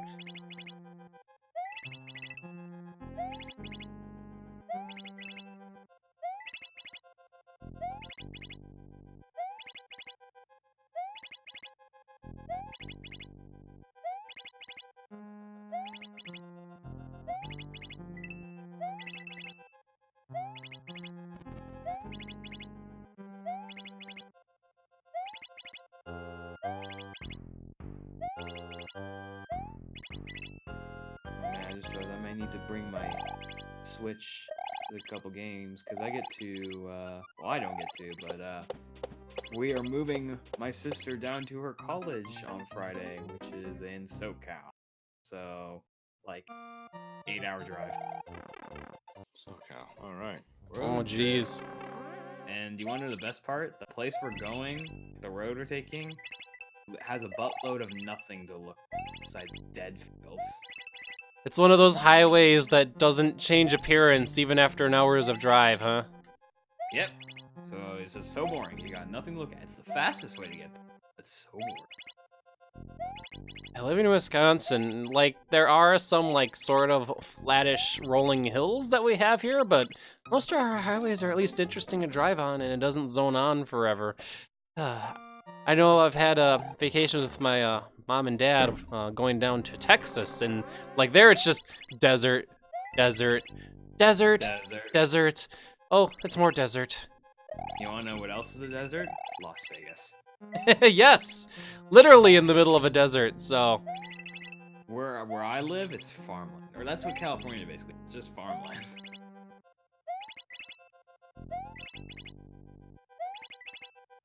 But yeah, continue. Sorry, I don't know if you were saying more. Oh, geez, okay. Did not press A in time. Snow Golem, what is hot dog percent runs in Kirby Air Ride? I actually don't think I have a copy of Kirby Air Ride on me either, so.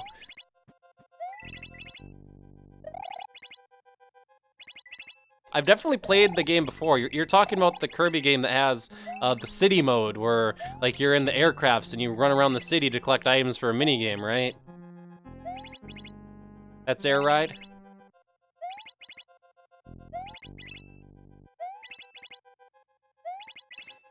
If you can't beat him, eat him. Still, commercially, I have the most remember for Air Ride.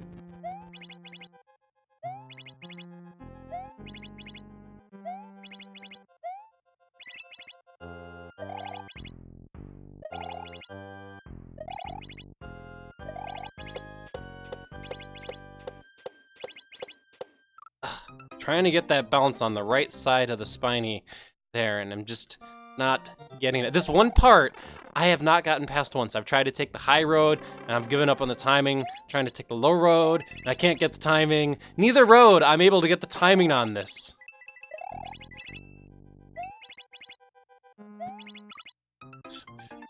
Get 5 hot dogs in a game of City Trial in as little time as possible. Okay.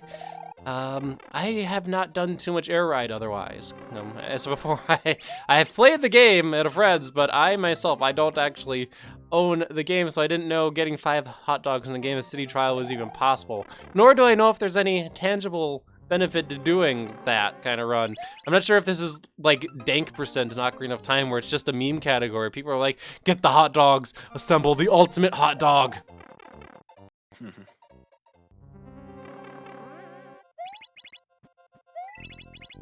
I have an alternate name for this level, by the way. If you're here, Lord Ruby, you should hear this. This level should be called the Coney Island Disco Palace.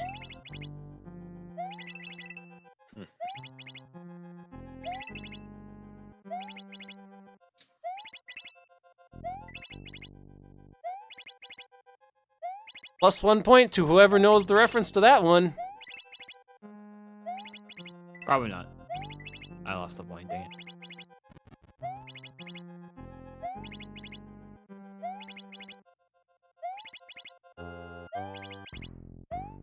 Oh, jeez, terrible timing. I'm getting impatient.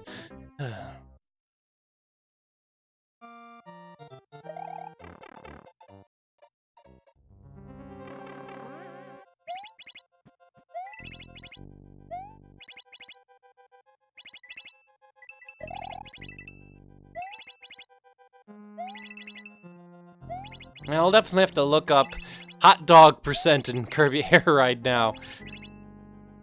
So thanks for giving me something to do on YouTube after we're done with the stream tonight.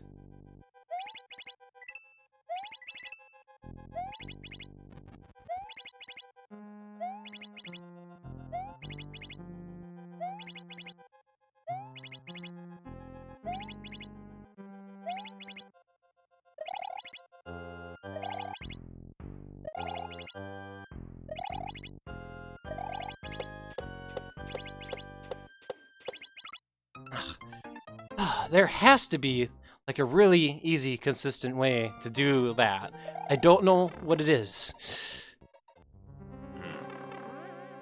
I might just start going for the top road again, because once again, no luck on the bottom road. I know top road, I'm like, I can't figure out a good timing for this, but it's like, at least then I don't have to deal with spinies and death then.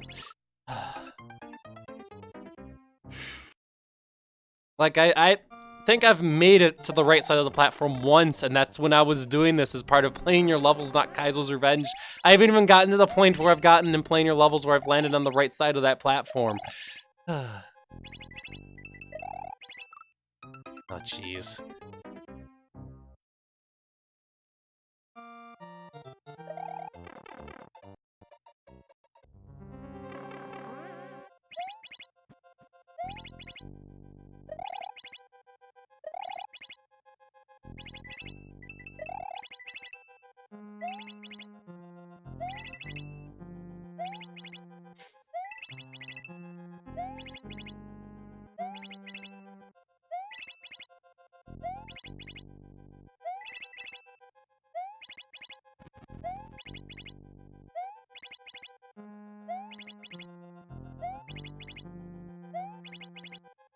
Alright, let's figure out... Let's actually just go all the way to the... Well, okay, well, I'll have to get back to this part. I'm gonna start from the leftmost wall here and see if I can figure out a timing from leftmost wall. So, Snow Golem, this is Kaizo's Revenge. We go for until either it's the end of the stream or I beat the level, okay?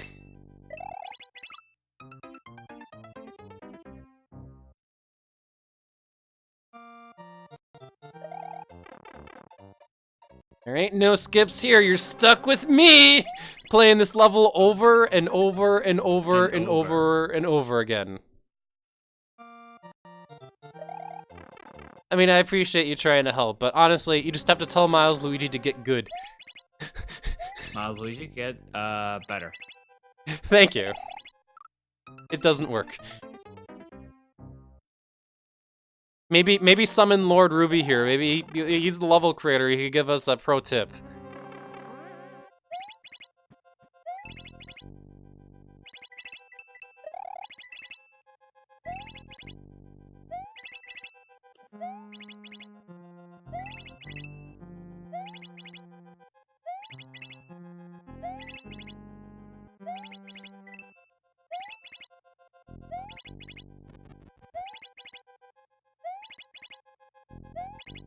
Alright, so we're back here. So leftmost wall, I'm gonna try to press right the moment it switches back. I know it's not gonna be right, but I wanna see where that is, relatively speaking. Okay, it's way too late. Maybe when it first switches? It's also too late, okay. Maybe I have to anticipate it for a little bit, or I have to find the block to start running on.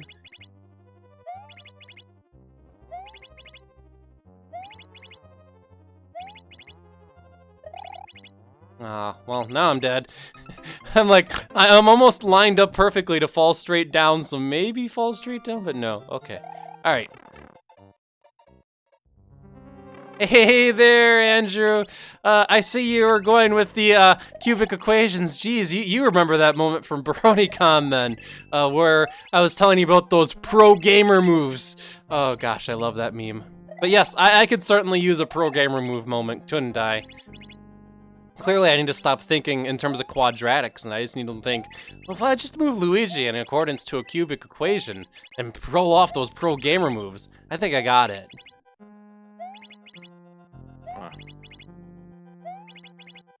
Right.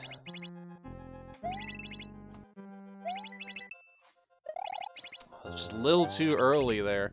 Okay, let's have an idea. Oh, too early. All right.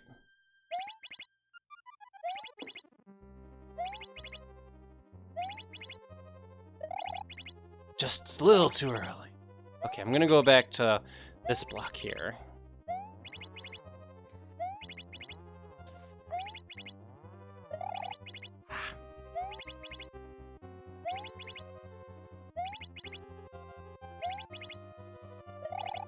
Got it! Go, go, go! Ah! Ah! Ah! Take a deep breath. Oh, that's so disappointing.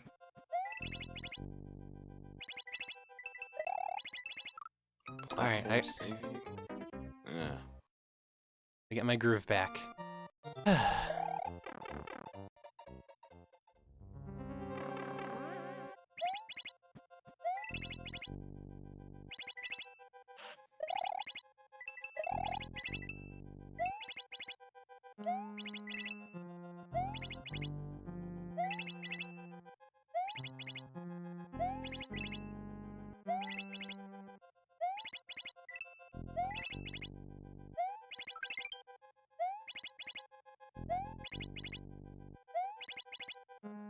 Here we go, back to this part.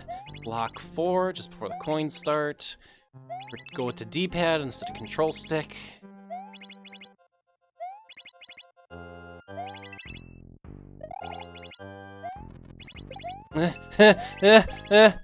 What do I do now? What do I do now? Okay, fall. Spin jump. Jump. Don't die, don't die, don't die, don't die, don't die. Okay, oh god. Oh god. Oh god. Oh god. Calm down, calm down. There you go. Ah! Ah! Okay.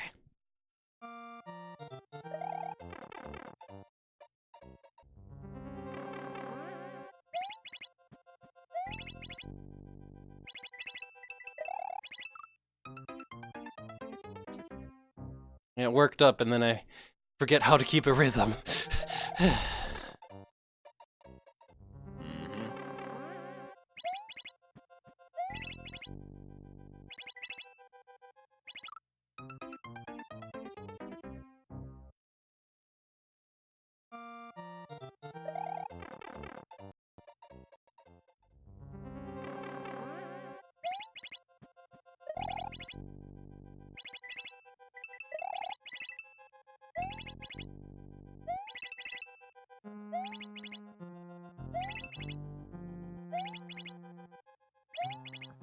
I would state so, Snow Golem Kirby, at least as far as these runs have gone.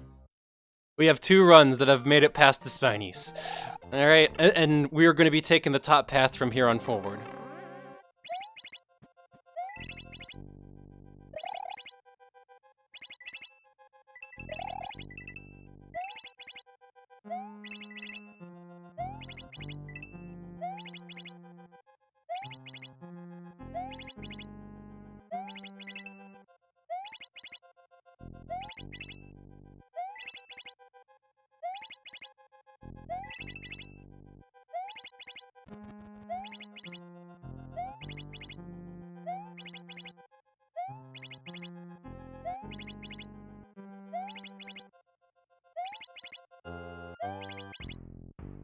Back to D-pad here.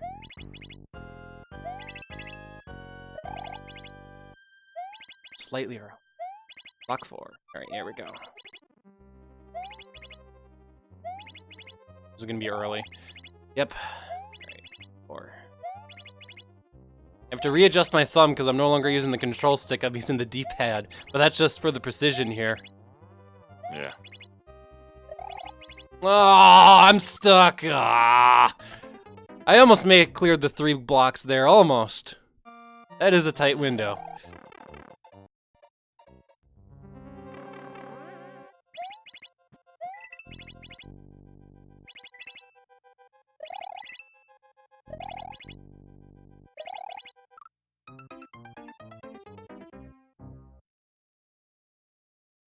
Snow Golem, if we were in ROM Hack World where save states were an option, this is the sort of level where you would jump in midair, save state there, and hope that you didn't just fall into a pit from your save state.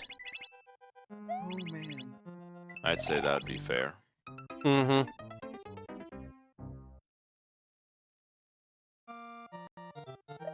I will say I've definitely played Kaizo levels that were terrible for save states because it's really easy to time yourself into a bind. So this wouldn't be that kind of level. It'd be on, you know, a level you'd have to be really cautious with your save states, but it'd be doable. So All I remember is when you did your Kaizo playthroughs on your channel, you like had the muscle memory of reloading the save state, and then eventually when you made it, you reload the save state. You were just like, I made it! no. You have to do it all again. Rip that one up, dude.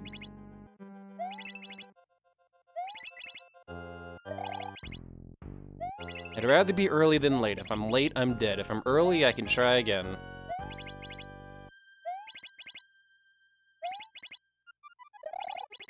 Oh, jeez, I lost too much momentum to get back on the platform.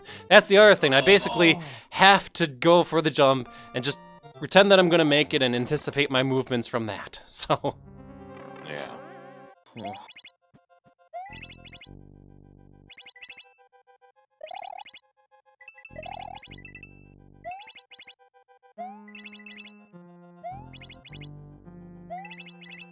I think I'm gonna go ahead and take my leave for now, but All I wish you right. luck with all these Kaizo levels. Well, Good thanks for lord. joining, Yoshi. No problem. Good luck. You're gonna need it. Thanks. Alright, see y'all later. See ya. Mm-hmm.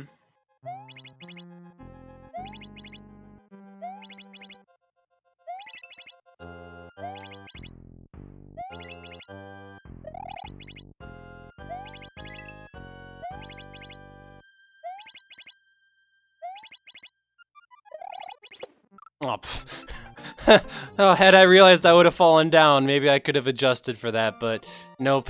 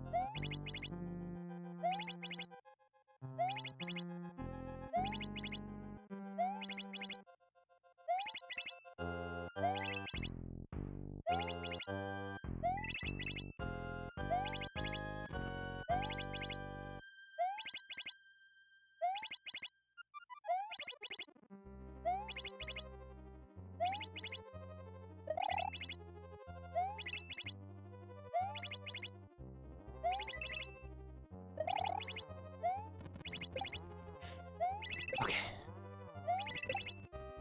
Oh no, I'm losing my spiny.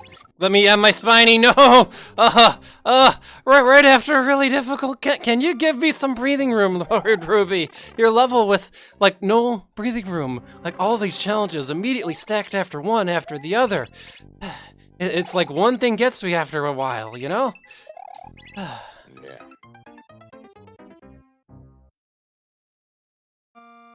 You know what, Snow Golem? It looks like I could probably get between the two spinies. The problem is, hitboxes in Mario Maker, and this is Mario Maker 1 too, are such that getting into like a one block gap where like you're surrounded by spikes is really, really difficult. Just go in the creation mode and try to like free fall in like a one block gap, and you'll see immediately what I mean. It is brutally difficult unless like you have a wall that you can kind of align yourself up with. We don't have walls we can align ourselves up with, and because of that, like, you might think, oh hey, Milesluigi, the easy way is to get between the spinies. Well, couple things. First, that's a platform that falls. So if I do land on the platform, cool, I landed on the platform, it's about to sink in lava. Cool. And two, it's like, I have to get a little bit of height then to be able to clear both the muncher and the piranha plant before I could even do anything. So landing on the platform might as well just be death.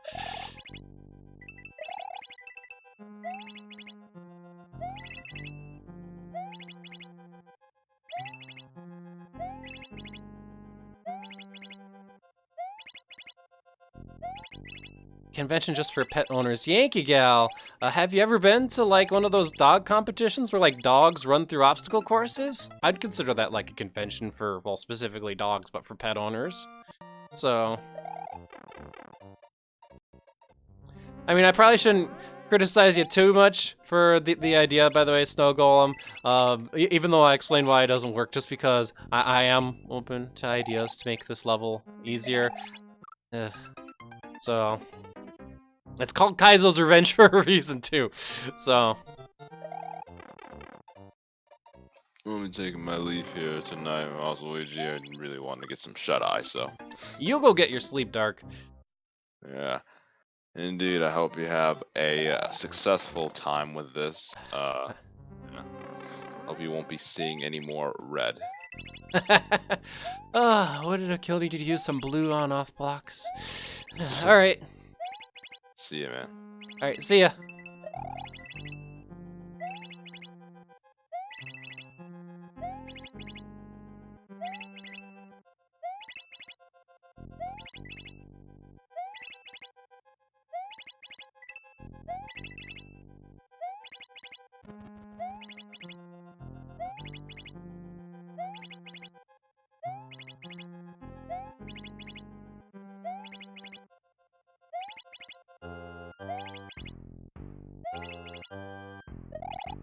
Oh, dead, dead. Ugh. Stuck in the wall.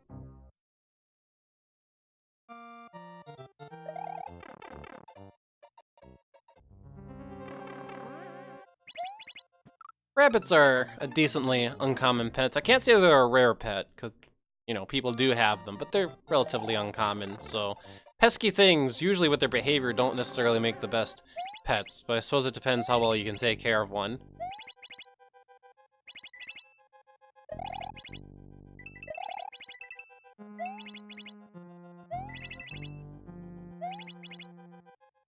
Now it's just me and Twitch chat back on this level. So...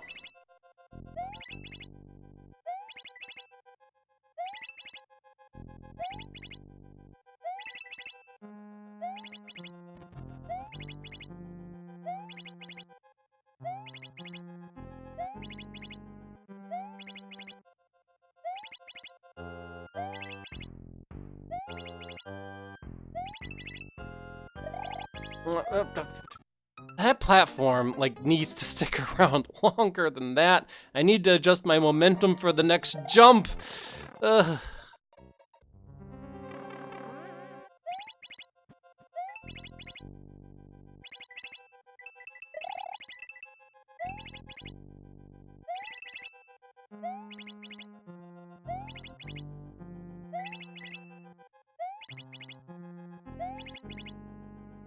I would like to hear your rationalization, Snow Golem, as to what makes bunnies the best pet, because at least statistically, I believe cats are the number one pet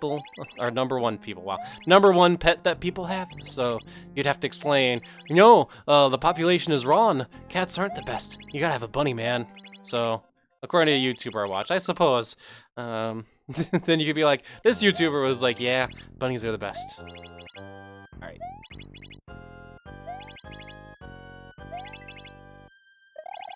Ugh, I hate getting stuck there, because I don't have many other options other than just to fall and die on the goddamn spiny.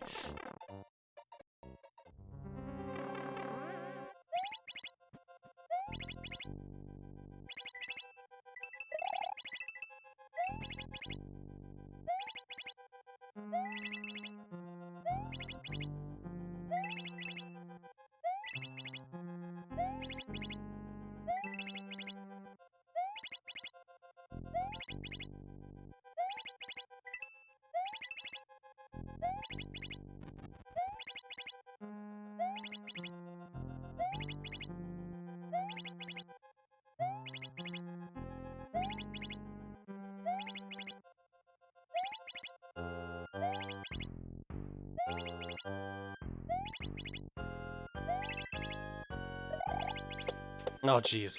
Look where I am now.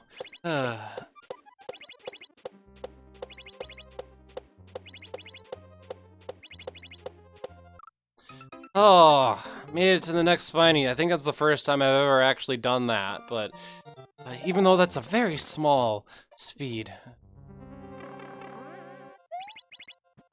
Yeah, Snow, you are right, and I did try to do the spiny part. The problem is that's such a low ceiling and such little room to maneuver to gain momentum that trying to do that spin jump part, if there's a consistent way to do it, I want to be either taught or shown what is the consistent way to do it, because I'm decently confident that is the path that Lord Ruby intended for you to take the level, so I presume, you know, there is a consistent way to do it.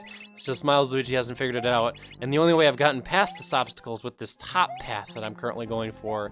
It has a really tight timing, but then I don't have to deal with bullshit spin jumps. So... yeah.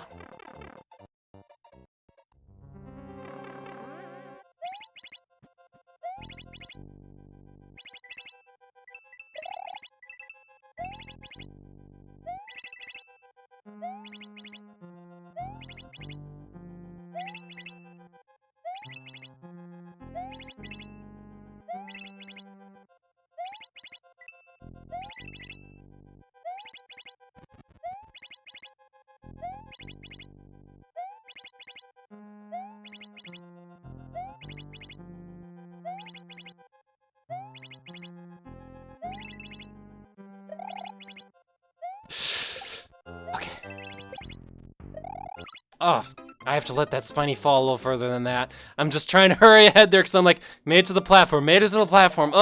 Having to keep track both of the on-off blocks and the location of that spiny for that spin jump. And I'm like, I made it. Okay, gotta get to the spiny before it falls too low.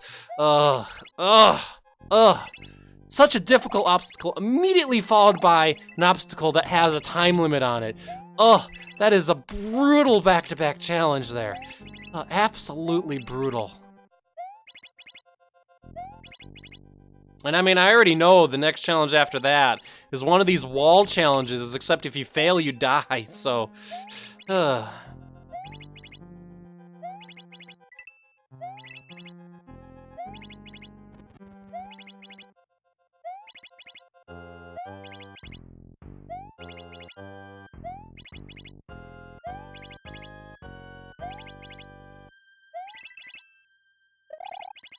Too much momentum, too much momentum!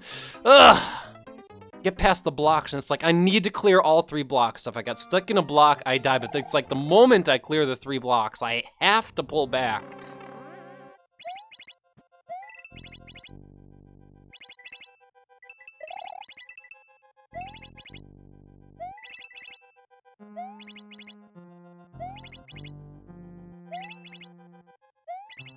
I mean, most people, I suppose it depends on, you know, what context or whatnot, but I've never thought of, like, you know, a ranch or a farm owner calling their horses their pets. So it's more like their cattle, or, well, maybe not even that's the right term. You can tell I'm a city boy, not a farm boy, right? So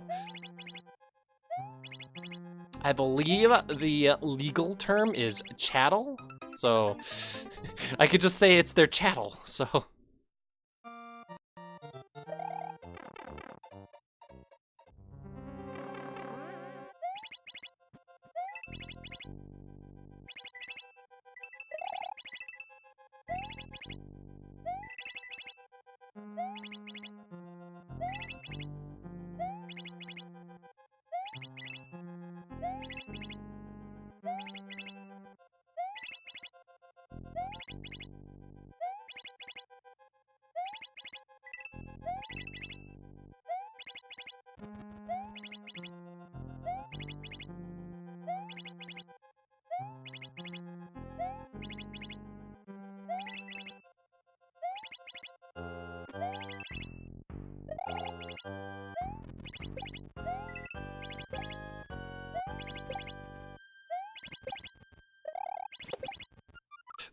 Not far enough. Okay.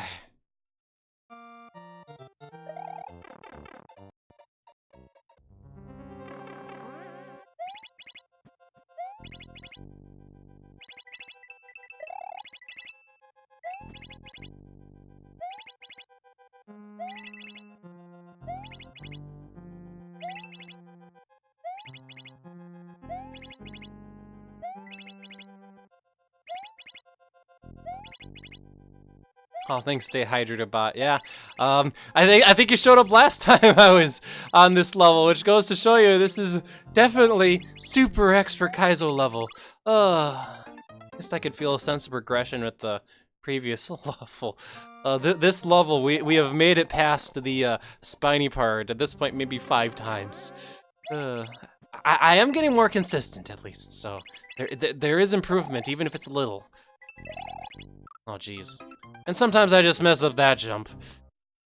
Yeah, tell you what, guys, if we can't make it past this level by 10:30, that is normally my cutoff point for streaming. I'll actually ask you guys, would you like to see this level again on a future Kaizo's Revenge? Because on one hand, Higsby beat this level. Come on, I should be able to beat it. But on the other hand, I do understand, you know, somewhat of the repetitive nature of, you know, Kaizo's Revenge. These will probably be more fun to watch on YouTube. If you don't like this level, we can take it off the Kaizo's Revenge list, and we will just do other levels on the future Kaizo Revenge streams. I'll actually leave this up to you, because on one hand, Higsby beat the level. I must beat the level. But on the other hand, I can understand if it's just too much of a drag for you guys to watch. I'll take it off the list.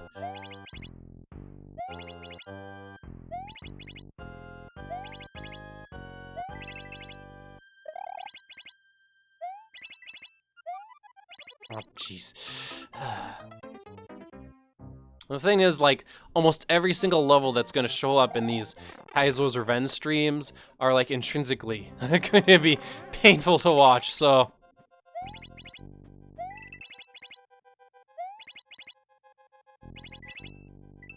So I'm also keeping that in mind. Well, let's just say if we do end up keeping the level, it won't be like the immediate first level we go to. If I don't beat it tonight in the next Kaizo's Revenge stream. So... it may be a long while before we rotate back to it. It might be one of those cases where I wait for until either Higsby or Lord Ruby is around where I could be like, hey, dude, come on, WTF. The other thing I could try to do is I could try to recreate just bits of this level and then just constantly like practice this part here. There's a really tight window. Either that or I could actually learn the spiny bit, so... Momentum!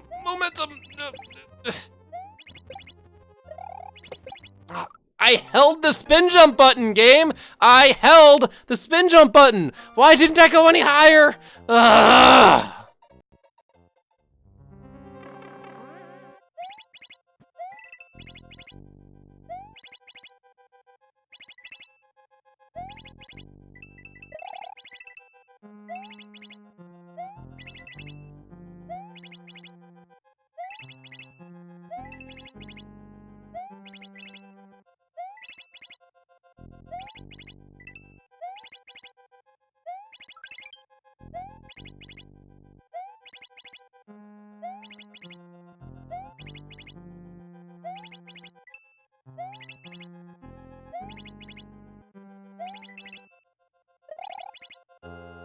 Okay.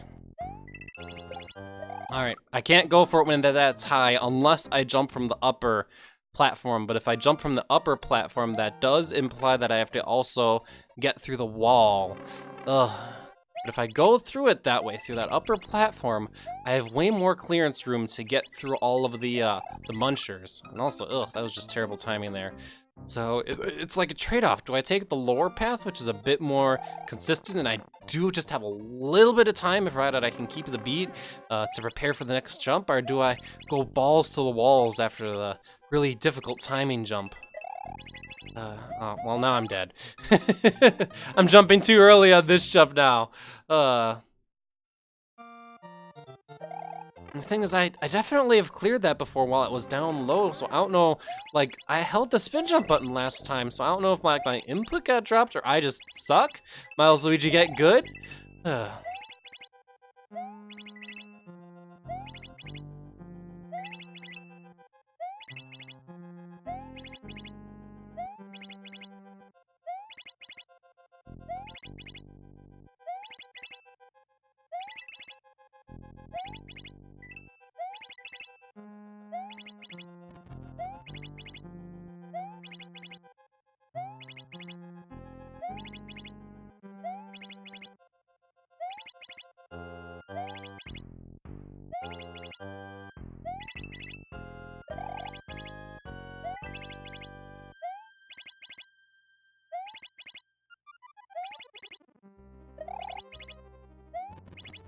Balls to the wall. Oh, I'm not going for balls to the wall now.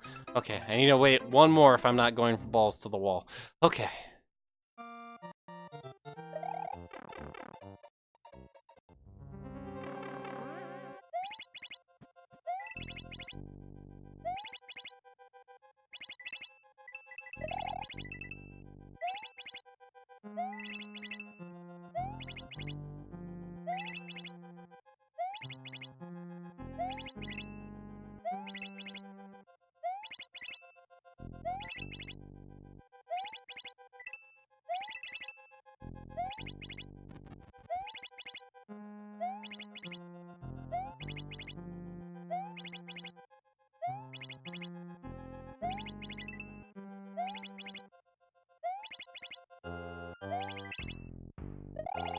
Ah, I'm dead.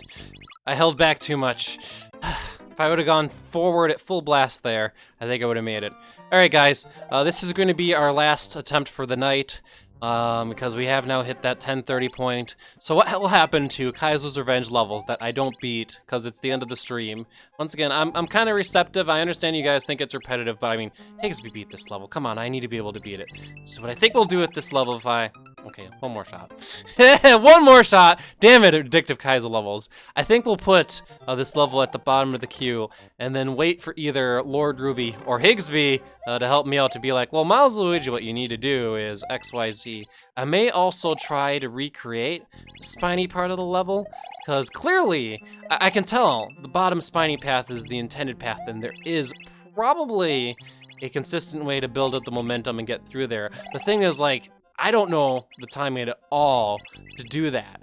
And I feel like every single time I've tried that, I've derped, I've hit the side of a spiny or a muncher every single goddamn time. And it's so irritating to get through all of this, takes so much concentration just to get through this part, to all of a sudden get there, try to set myself up, and then just immediately blop and fail. Which is why I like this upper path, because at least I have some semblance of consistency at it, so...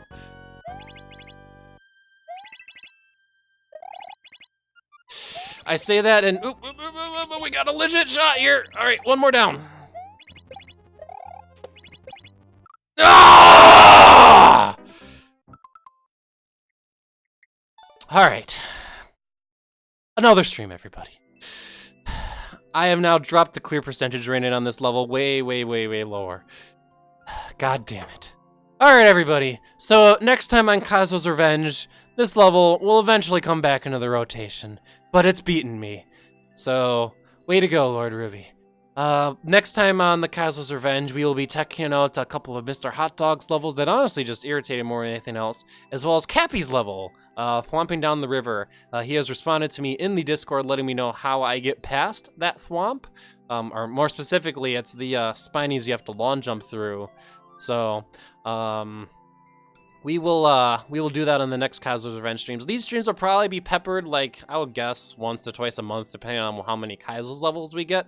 Because the next Playing Your Level stream that I will do, we will incorporate the timer.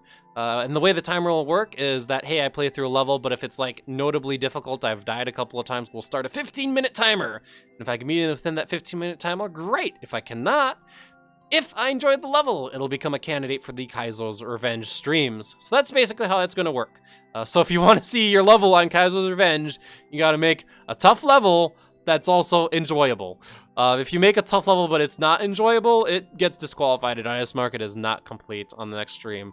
I'm also going to have to add the exclamation point add command for you guys, because currently it's exclamation point maker, and like everybody who joins the Twitch stream is like exclamation point add, because I guess that's the command everybody's expecting. So I'll get exclamation point add added for you guys. I will also get exclamation point list added for you guys, so you guys can see the level list.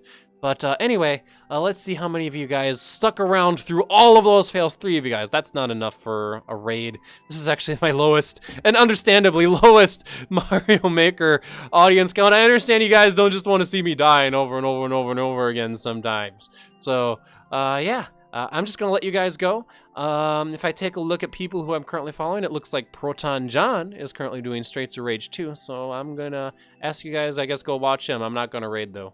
So, sorry I couldn't beat the level for you guys. I tried. I really did try. That is a balls hard level. If Lord Ruby, if you intended for that to just be regular expert, you're way off the mark. That is like super expert times 2.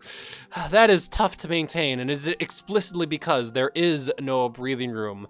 In your typical Mario level, even a lot of the Kaizo levels, there's some form of breathing room. If you want to know why Panga levels are so difficult, it's not just, you know, all the crap that you have to do very precisely. It is the lack of breathing room. When you have no time to get through an obstacle and then kind of breathe before the next obstacle, that itself, like, ups the ante in terms of difficulty. So, all right, I'm going to get off my high horse now, complain about that level. We will see it another time, and I wish you all have a good night and a good weekend, and we'll see you next week. Take care.